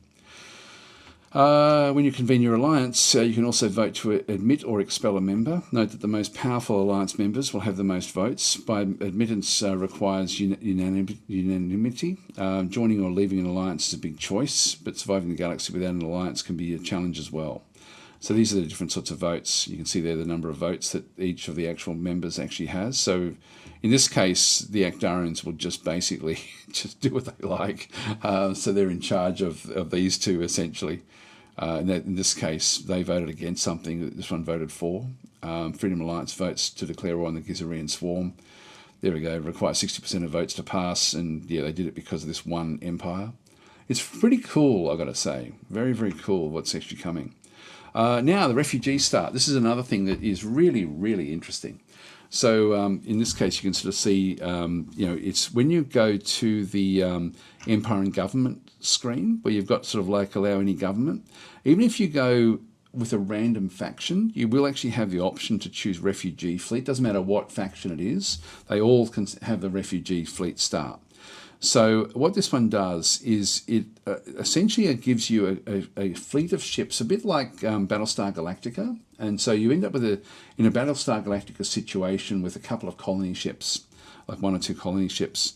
And so you get to choose what style of refugee fleet you're going to go in with as well. So you've got a number of different ones. You can either go with more military ships, with more economic type ships, or with more colony ships. So whichever approach you want to have with your starting fleet, you do have some scope there as well, which is really, really quite cool. It's very, very interesting. So it says, many have asked for a space-based beginning to a civilization with a single colony ship and a small fleet with which to find a new home. This refugee fleet start option will now be possible for those players. You do, even though you can see through here, like this has just got like the small fleet in through this other side. Actually, I'll just go through a bit more detail. You'll be able to switch to a regular government for your faction. So when you come in, a small fleet with a single fuel tanker has multiple exploration ships. So this is, but there's different styles in this one. So this one starts with 2 frigates, 2 destroyers, a fuel tanker, a colony ship, an exploration ship. Most of them now start with a cruiser as well. So you end up with a bit of firepower, which is interesting. So it's quite a fun start to actually have. When the start begins, you're fleeing a recent disaster which struck your homeworld, and you're in a fairly dangerous part of the galaxy. The population of your colony ship and passengers are all that remains of your people. You'll need to protect them at all costs against the many dangers on the way while trying to find a new home. If you explore well enough, you may find more than just a new home. So in this case, it is fairly interesting where you essentially have to sort of scrape a start together, but you do start off, like once you do settle, you do get a bit of a boost along initially, and then it sort of, but you still end up being behind what you end up doing. But this is, again, because Distant Worlds is just so random, anything can happen in these sort of games, which is very, very interesting. Note that this start is best for experienced players who don't mind difficult challenges or relying on manual play to get around problems, which is fascinating. So in the next blog, we'll talk about many features, blah, blah, blah. Let's have a look at the last blog, which only just came out a couple of days ago, actually. So, and this is another interesting aspect as well about the game. Hi, Lennon, how you going? Where do we get up to? Chris is in saying, sounds like they're doing a Stellaris type stuff, in-game Crisis Federations. Not complaining, I think it's a good thing. Yeah, I don't know if, they haven't really copied Stellaris. It's more just an expansion on what they did in Distant Worlds 1, which was pre-Stellaris, I think. So they've just like everything in Distant Worlds, they've just expanded and improved on what happened the first time around. They have actually brought new things in though as well. And so Chris is saying Stars in Shadow has that with the humans. Yes, Battlestar Galactica thing going on. Yeah, I do enjoy that human start. If you play as the humans in Stars in Shadow, that's the only start you have. And it's sort of, that's why I said any faction with this one, because it's not just one faction that has that refugee start. It's any of the factions can start that way, which does make it fairly interesting. So it sort of allows you to, for example, if you play as a Boscara, you can actually have a very, very aggressive military at the start, but with no colonies. So it's quite interesting. Anyway, let's continue on. So we'll just go to Devlog 3. So war management, war missions, and economic balance. Now this, hopefully they're going to be doing a little bit more work on this before it releases. Hang on. Okay, so let's keep on going down. So the first of the major features is a greatly expanded enemy targets list, which is something I've always complained about with the game. And I'm still complaining even with this one, to be honest. As you may know, this list allows the players to review all kinds of possible targets, from mining and research stations to colonies and fleets. In the past, you could queue a target or not queue it, and the automation tried to take care of the rest using any available automated fleets. In addition, for performance reasons, only the closer and more important targets were available through the list. So we had a very limited list previously in Distant Worlds 2.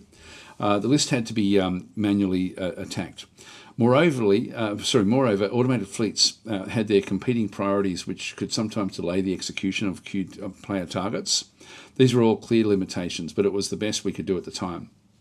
Now we've expanded this to include every applicable attack mission type for every type of target, and improve the AI to be able to fully handle each of these and intelligently coordinate automated fleets to do so.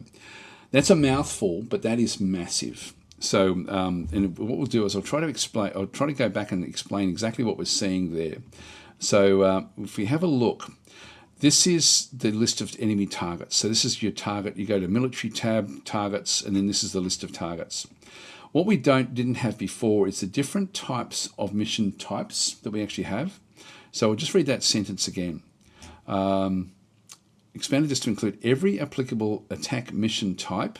So we've got attack, bombard, blockade somewhere. I think that's blockade in through there. I forget what they all are, but there's essentially you've got like a whole lot of different types of missions. If you can't do them, they're grayed out. So if something's either too far away, you don't have fleets that are strong enough, whatever it might be, you can't actually then queue them up. But you can just say, okay, look, I need to bombard this planet. Let's go and do it. And what it'll do is it'll bombard up to a certain level and then stop. So it's actually very good with the automation again. So so every applicable attack mission type for each type of target. So again, each different type of target will have a different set coming back in through here. So this is I think this is takeover. I think this is actually conquer. That would be invade, and then this would be capture. So you've got capture missions as well. So whatever you need to be doing, you can do just through fleet automation. So for every type of target, and improve the AI to be able to fully handle these as well. And so the AI now actually it doesn't just randomly attack obscure things. It actually now has got like access to all of these different styles of missions that it can then go and do, which makes the game feel so much richer as you play it, which is really, really cool. I've got to say, I really like the direction this is heading in. I'm still not 100% with the execution of it, but I love the direction. Like, it's sort of like, for me, it's really, really cool. But from the amounts that I have played, there are certain things that, and it's not even showing the list of targets. There's a lot more nuance now to what you can select. But I still think we need even more than what currently is the way the game actually is where it currently is. I sort of hope that we end up with more. And I think this is outside of the Return of the Shakturi. I think this is going to be base game stuff. Okay, so what did we get up to? Also, during a war, you will now see all targets for all empires with which you're at war. For example, for a colony world, you could choose clear defences. Yeah, so that's, I think that might be that first one through there. Bombard, which is the next one. Invade, raid, is this one through here, or blockade. Each of these will be enabled if a suitable fleet is available for the mission and queued. Will be the top priority for available automated fleets to execute. So if you've got auto fleets, you can just tell it what to do. You can just override what it will then go and do, which is very, very cool with the way it sort of does then go and work. What else do we have? We sort of come back down through. So, for example, if you queue an invasion, you may find that the available automated attack fleet joins in to clear defences or bombard to make sure the invasion fleet has an easier task, which is great. If the AI is using this as well, expect your planets to be bombarded. So that this is now it's going to be a very different game with this release. You can also queue these supporting orders yourself, and the assigned fleets will do their best to coordinate their attack. Similarly, you may attack, capture, raid, or blockade a station instead of just attacking it. Every available target is also highlighted on the galaxy map, and when you hover over a target, it pings the location for you. Being able to queue specific missions for targets through your enemy targets list is a real help when it comes to managing your fleets during wartime. It's also important to emphasize that the AI can also perform all these missions and will use them against you in a coordinated fashion, which it really does. It feels really interesting when you're actually at war. A strong AI empire is now a much more challenging opponent than they were in earlier updates. Also, in terms of friendly AI empires, when you have a queued target, if your allies have available fleets in range, they may now join in to assist you, providing that they are also part of the same war. As a final point, if a target is associated with a war mission, which I'll talk about in just a minute, you will have a special symbol to highlight it in your list. Now, there's still more things I would like to see in these lists. I would like them to split out the research locations, for example, so you could actually sort of highlight those, and also Caslon, like fuel mining, because quite often I find that they're the two sorts of targets that I really want to get, or special resources. So I'd like further filtering by resource and by base type, whether it be research station or whatever else it might be. Because for me, often when I'm actually playing the game, usually my objectives are to capture those sorts of areas and then finish the war. So for me, that's sort of like what I like to do. So hi Diamond saying where was that? Sorry, I'm missing a few of the comments in through here. Lennon saying, have you watched the Vinland Saga yet? No, I haven't. Sorry. So Chris is doing Distant World's End game stuff. Yeah, pretty much. Diamond saying, I spoke to the devs about pirate factions for the players, and it's up on the table like in Distant Worlds 1, but no definite. Yeah, I don't know if or when that will happen. And saying happy Canadian Thanksgivings for any Canadians in the chat. There we go. I didn't even know that was. I didn't even know that was a thing, to be honest. Someone's saying there's an open beta for the free update portion of the upcoming release. So it's pretty neat. Yeah, there is. So you can actually opt into a lot of these changes right now. I really like the new AI user interface buttons for queuing missions. Yes, it is good, actually. It's quite neat the way it does work. And the list of targets now is very, very... it's a full list everywhere of whatever you can see. It will now be there. I just hope that there's more filtering that comes into that. That's sort of what my hope is at some point. Okay, now war missions. These are interesting. These are interesting, but still need work, I think. So, war missions are an entirely new system, which includes special unique story-related missions as part of the Shakturi DLC, but also includes more generic missions, which are now part of all wars, with or without the Shakturi. So without the DLC, you'll still get these.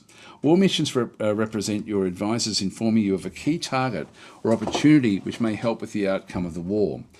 Completing a war mission within the allotted time can help with your war score, provide boost to Empire happiness, or reduce war weariness, as well as other rewards, and can increase enemy war weariness. Now, I wish that we had more control over what it does do and how things do work. I don't know if I haven't checked to see if there is a way of scoping that. Like, for example, for me at the moment, you can see there, if we have a look at this example. So in this case, war mission. Now, you don't have a choice of accepting or not. You either fulfill it or you don't. And so it's like the government. Your government has decided this is an actual target for what we need to do. So military strategists have analysed the situation in our war against the Gizarian nest, looking for tasks that have maximum impact against our enemy. They have the following suggestion. It's not a suggestion, it's an order. We've identified an important colony that our enemies are likely to target. You should defend Iothas 2. So this is your own planet from attack, preventing its destruction or conquest. So all you have to do is hold on to Iothas 2. So this is actually one that you'd be wanting to do anyway. And so I'm assuming, and one of the things I'm hoping that they put in is what we can see what the war missions are for the enemy as well. Just so if Iothas 2 is going to be is one of the Gizarian war missions, and the AI does a good job of fulfilling these missions, by the way, then that means that there will be you'll be defending a lot at Iothas 2. This expires at a certain date, and the rewards are, if you reach that certain date and still in control of it, you end up with a war score of plus 50,000. Now, personally, I would like to have a slider to tweak those things right down. I prefer that to be lower, but have more of the Empire happiness type things and the enemy war weariness. I would ramp those two things, those sorts of things up, with the actual war score down. I found when I was testing this that I would get maybe 15k out of what I could achieve in a war, whereas the AI was getting like 150 by the time the war was coming to fruition. So they were miles ahead in terms of war score just based on these missions that they were doing. And they're not just defense missions. There's attack missions. There's capture certain bases. It's quite well done. But yeah, for me, it still needs a bit of tweaking. It's a really, really nice direction for the game. And it just appears at the top of your list whenever you've got one of these. So you can see what they are. I think the most I've seen is 3. So you end up with about 3 of these. It could even be like getting certain tech. So Salamons is then sort of saying, hoping the devs open more of the game for us modders. I would love to flesh out stuff like events or war missions, etc. Yeah, it would be super useful to develop new race mods. Now most things are hard coded. I thought most things were open in this game. Actually, I thought most things were in JSON files. I thought, maybe wrong about that. So CB is saying there is a YouTuber doing a Dead in Vinland run, also does cool Dom6 content. Babel Builder. No, I haven't heard of him. There's an open beta. Yeah, they've done that one. So they've done all those. Right. War missions are entirely new system. We've done all those and through there. New policy settings, which allows you to turn off war missions for your empire and receive them as suggestions that may be declined. Actually, I didn't realise that. That's interesting. So your advisors will offer another mission option every 6 months or so, or automatically accept. That's actually cool. I didn't realise you could actually accept them. I thought they were just there all the time. In the example below, your advisors have located the enemy science academy and are recommending that it be destroyed. The planet with this facility has a special indicator on the enemy targets list. So we've got like enemy targets, and it would be like you can see there, the bombard mission is now been highlighted back and through here. And so, war mission, destroy valuable enemy facility back and through this other side at Ulibria 1. It's got the expiry date. You get 25,000 war score. Again, I'd be ramping that, either getting rid of the war score or ramping it right down and just having the other bits and pieces. I think that's enough fun, like to actually have these sorts of objectives. But it's pretty cool. So if we could bombard that planet and destroy the that facility, like so it makes the game much more engaging with what's actually going on. Our Empire's bombardment policy has been set to eliminate enemy troops and facilities to make sure the job gets done. It's really quite nice. Perhaps you prefer not to risk multiple fleets to bombard a well-defended planet and incur the reputation cost of bombarding a populated planet as well. We have 2 new intelligence missions coming up as well, and one of them allows you to destroy a facility. In the example below, while this is a risky mission, it gives a chance of success at a much lower cost if it succeeds. You can also now try to capture enemy characters or discourage them to defect to your side. So again, we've got different ways of then doing this one through here. So this would be a mission type with low probability to try to destroy the facility that way, which is interesting. So again, lots of things being fleshed out. Finally, we also have done a major rebalance of economies, planetary suitability, and colonization and terraforming research trees and facilities. Now, it's just a little blanket statement there, but they've tried to make it so that the game is engaging from a resource perspective into the middle game, which it wasn't. You got to a point in the early game where you got what you needed and that was it. You didn't have to think about it anymore. So they've now rebalanced those a little bit so that it's now much harder. Some factions could just expand anywhere they liked, and other ones really struggled to get and colonize. They've tried to rebalance that as well. So there's some good changes in through there. We've rebalanced these areas with the goal of improving economic scaling through the mid-game and late games to avoid situations where there is so much income that it effectively removes economic choices. We also wanted to address the issue of some factions having far more available suitable planets than others. There we go, I just spoke about that one. The result overall should be fewer initial suitable planets for colonization, a better balance between factions and terraforming facilities, which are less expensive but may require ongoing maintenance on lower quality worlds. One remaining piece is an overhauled message and notification system to help reduce message spam and improve player awareness, especially during wartime. That will be revealed on release day. Be sure to tune in for the Return of the Shakturi live stream and release on October the 24th. Now, I think that's the one I'm doing, actually. I'm doing a 5-hour live stream for Slytherin on that day, so on their channel. So I think I think that's mine. I don't know if Eric's going to do one beforehand. I always like Eric's because he really he really covers everything so well. So I like seeing what he has to present. But I will be doing a very extended stream on the Citelum channel on that day. Anyway, this is they haven't shown it in here. But I can tell you that this message and notification system sounds boring, but it's an absolute game changer. It really is. It is phenomenal. And I find with this one, actually, the way it sort of now is presented in the game is so much more enjoyable to play the game. Because I kept on, previously I'm always looking across the right-hand side to see what messages are coming up.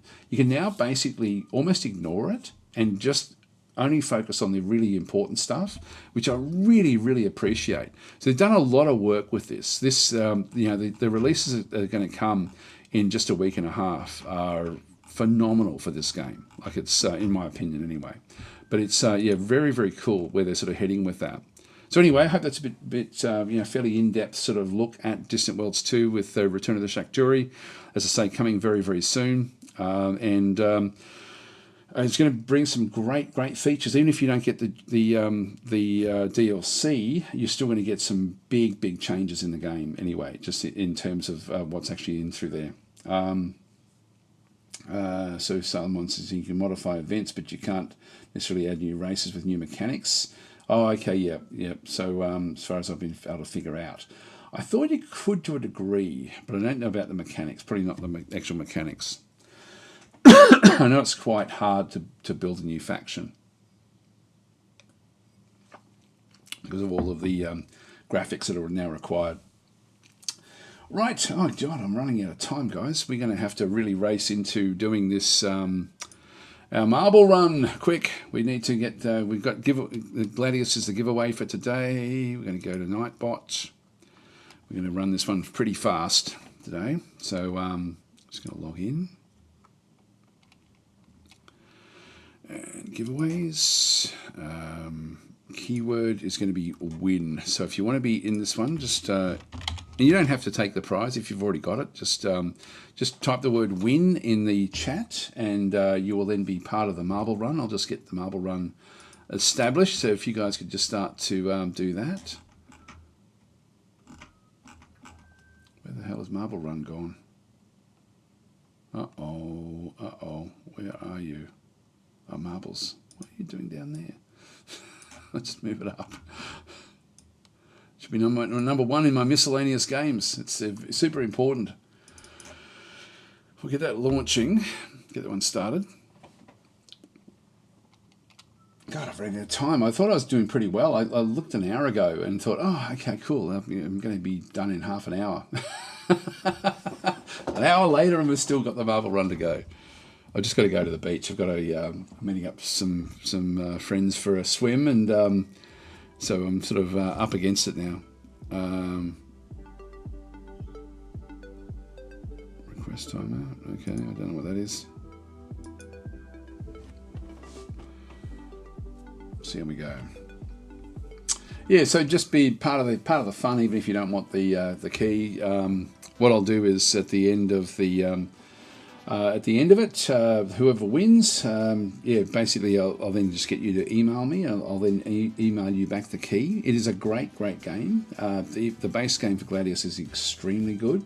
But if you, as I say, if you like, I've already had it passed in a couple of times because I know so many of you actually have got the game. But you may want to give it away to someone else, whatever it might actually be. So it's there if you do want it, but still be part of the fun anyway. As I say, next week we've got a fairly exciting giveaway in terms of city builders. So so make sure you're part of that stream as well. I'll then be able to actually show that game as well. I can't show it today, so this will be good. God, it's taking forever.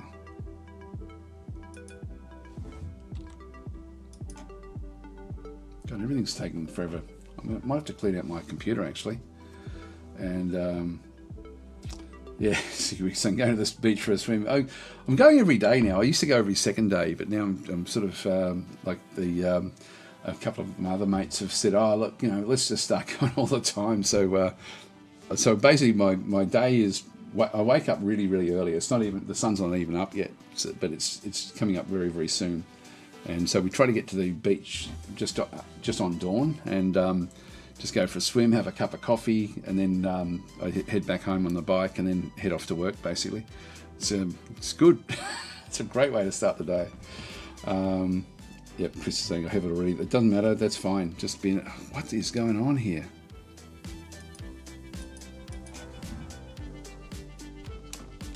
I'm just going to see if I can restart this. Sorry guys, just right when I'm rushing as well. Don't need it to do this. I think that little message that came up, signing in, visualizing user, there we go. That's better because it normally is very, very quick. Right, okay, so I'm just going to go into the race. Going to add names. I'm going to clear out the current names. Okay, so let's go back to the giveaway. So if your name is in here, you're into it. So I'll just go and grab the group. Got 19 in the race. Nope, we've got an extra one. I think. Did I get all of them? Now have 20. Okay, we're now going to cut it off because I am running out of time. Control C. I do need to go and grab Sublime Text. Control V. Find, replace all. And save that. Okay, and then back to Marble Runs. Open the names. I'm getting good at this. Finish. We've got 20, so we now go back out to the Grand Prix. 3 maps with 20 bots that will be named your names. There we go. So Diamond's saying, I missed a lot. Dang, I skipped over your Zephon segment. Looks interesting. I just hope the DLC model is a bit more friendly than Gladius. I don't know, like Gladius is, the reason they're making DLCs is because people want to play it, which is great. Like it's a very successful game. Okay, let's autofill. So it's just going to randomly grab these. That's nice. We've got a nice short one, we've got a long one, and a longish one. That's okay. We'll play with the 20 bots. Let's get going. Yep, Diamond saying, good luck, marble runners. May the best marble win. There we go. Sorry, Richard, you may have missed out. I am up against it time-wise now, so I can't go back and reset. You got to be fast. You got to be fast when time is short.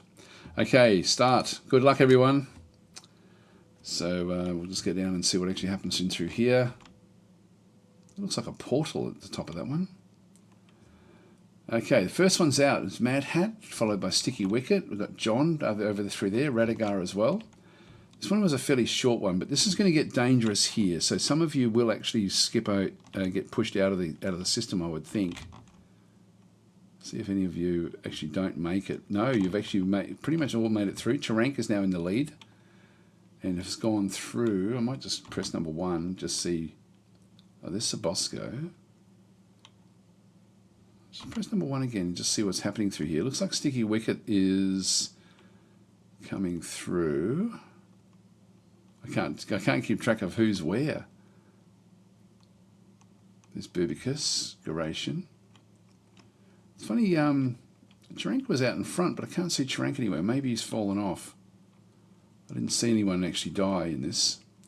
Yeah, Sticky Wicket looks pretty good. We've got Torched is on the other side there. Who is going to win the first race? It is not Sticky Wicket. Who has died? It's Curry Muncher, I think, or is it not?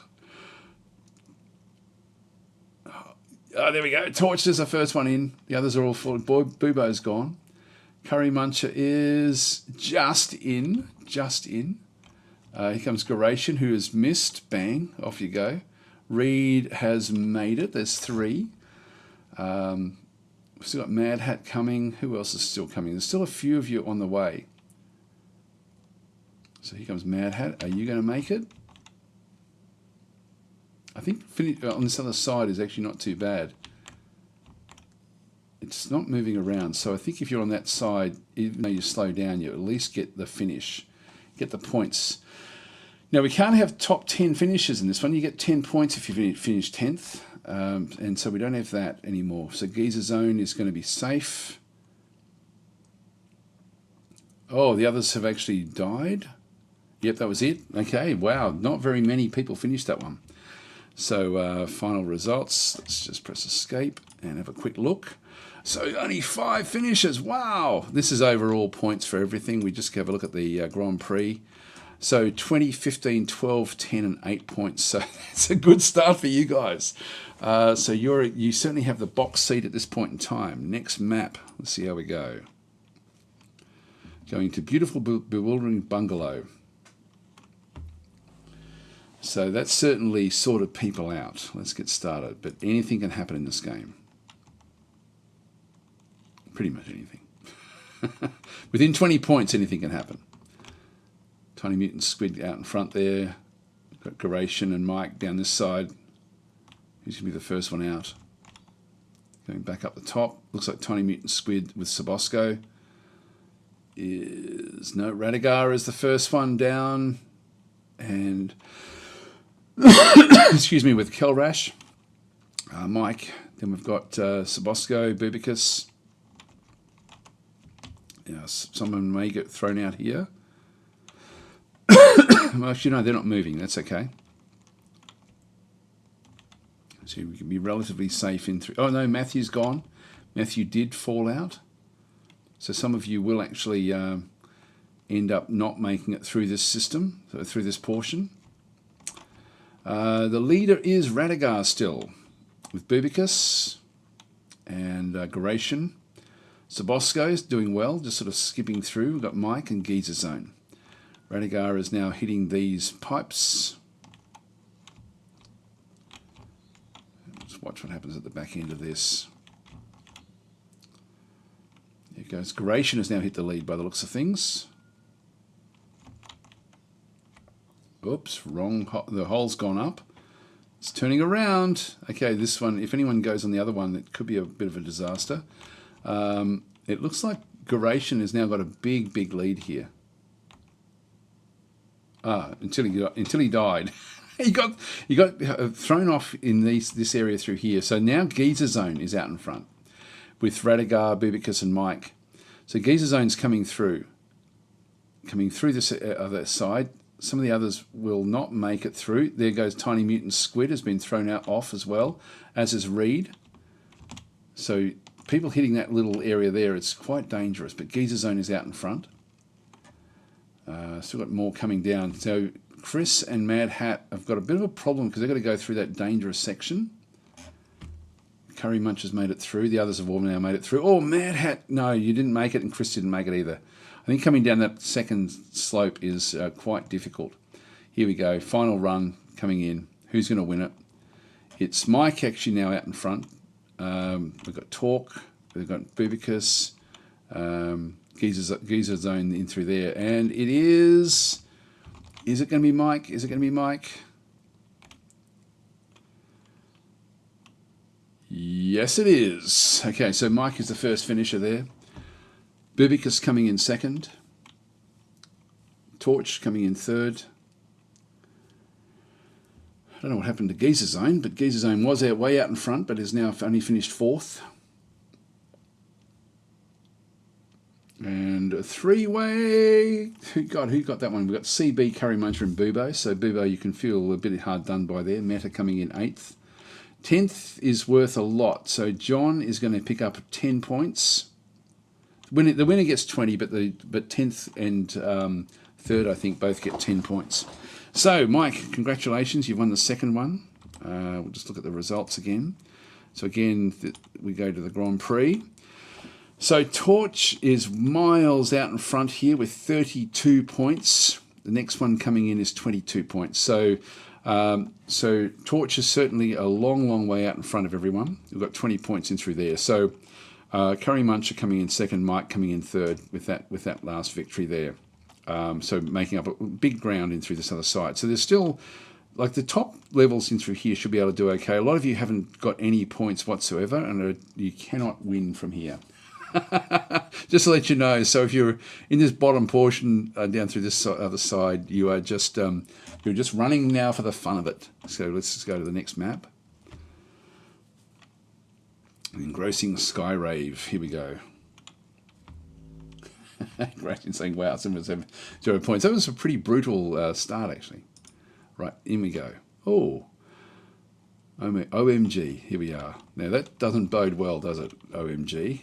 There could be a lot of deaths in this one as well. Meta, Bubo, CB, Mike. See if... Oh, Mike's gone. So Mike is already out. So that's Mike gone. So Mike cannot win it at this point in time. There's Torch, a fair way back in the list of things. Is anyone else going to fall off? Let's have a bit of a look and see. So Mike was doing so well after that last victory, but not anymore. Meta looks to be out in front now, and going into a portal. I'm not sure where the portal will come out. Is there a portal up there? No idea. There goes Meta. And safe. You are safe. Okay, let's have a look and see. No one else has fallen off just yet. Interesting. So Meta is going through with Sabosco, CB, Sticky Wicket in there as well. Here comes Torch. If Torch really finishes in the top, 4 or 5, probably going to win really, or 10th. Okay, Sticky Wicket out in front. Meta actually is that one that's mainly sort of got like a fair bit of velocity there, but got held up there. Here comes CB. Oh, CB is gone. Gonskis. As has Bubicus. Maybe you can land back on the map. Nope. Actually, heaps of you are now getting killed. Meta's still out in front with Curry Muncher. Now we've actually lost our leader. The leader is gone. So this now opens things up for Curry Muncher, who was coming second or third? Second, I think. So the top finish here could win you the prize. Meta's still out in front. That's the 20 points. But Curry Muncher's coming second. There goes Mad Hat Raven Desk, who's just fallen off as well. So Meta is coming into the final section now. Curry Muncher going to pick up some pretty good points in here. Will it be enough? I don't know if it will. I can't remember what the points were at the end here. I think 20 points would have been more than enough. But will second place secure it for you? That's 15 points, I think. So Curry Muncher gets in second. This is going to be tight. Yeah, so you can see there the deaths at the back in there, like Mad Hat was the last one to die. Garation's 5th, Sabosco 6th, Kelrash coming in 7th, maybe. And Tiny Mutant Squid coming in last. Yep, Kelrash finishes, Tiny Mutant Squid also finishes. There we go. So Meta, congratulations on that victory. Let's look at the final results. So let's just go straight to the actual finish the Grand Prix and see who won, because I actually can't remember who actually won. I don't know what the scores were. Maybe you guys do. So who came third? Third is Meta. Okay, so that's third overall in the Grand Prix. Second, this is now going to be between Torch and Curry Muncher. Second is Torch. Oh, God, you must have only just missed out. We'll look at the scores in a minute. So, so the winner is Curry Muncher. Congratulations, Curry Muncher. That was a great win from behind. Torch, you were in there. God, you were in there. You would have only needed a few points, a handful of points to secure the victory. Let's have a look at the point system. Yeah, 37 was what Curry Muncher ended up getting with that second place. So ended up winning by 5. That was close. And you didn't actually win any of the runs. That's actually almost unheard of, actually. And so that's very, very cool. So we had 37 and then 32. So that was a very, very close finish with Meta coming in on 25, Reed on 22, and all the way down. We had a few people there, Chris and Matthew. Unfortunately, 0 points, guys. But that means you're going to have a good luck for today. Although I guess it's the end of your day, isn't it? If you're watching this. Yeah, so Curry Muncher, I think that was close. Thank you. Yeah, no, that's great. So what I'll get you to do, Curry Muncher, is if you can please email me at daz@daztactic.com. I'll just put that in the chat. So if you can email me at that address, please, and I will then send out the key to you. It's a great, great game. Really, really cool game. It's been around for a while, but they're still bringing out even more content for it all the time. Well, that was really, really cool. Actually, that was a very, very cool finish. My commiserations to you, Torch. I thought you were almost unassailable there, but Curry Muncher, it was really going to be only out of those top there that could actually get through. Anyway, guys, going to leave it there. So thanks for watching, and I will catch you next week, if not at one of the live streams. So I'll be live streaming probably just wanting to finish off the Age of Wonders 4 live stream. I've only got probably only one other session to do with that one. That'll probably be tomorrow. But I'll see how else I go. I do want to play this new. I'll be able to actually record and play that Roman game as well. So anyway.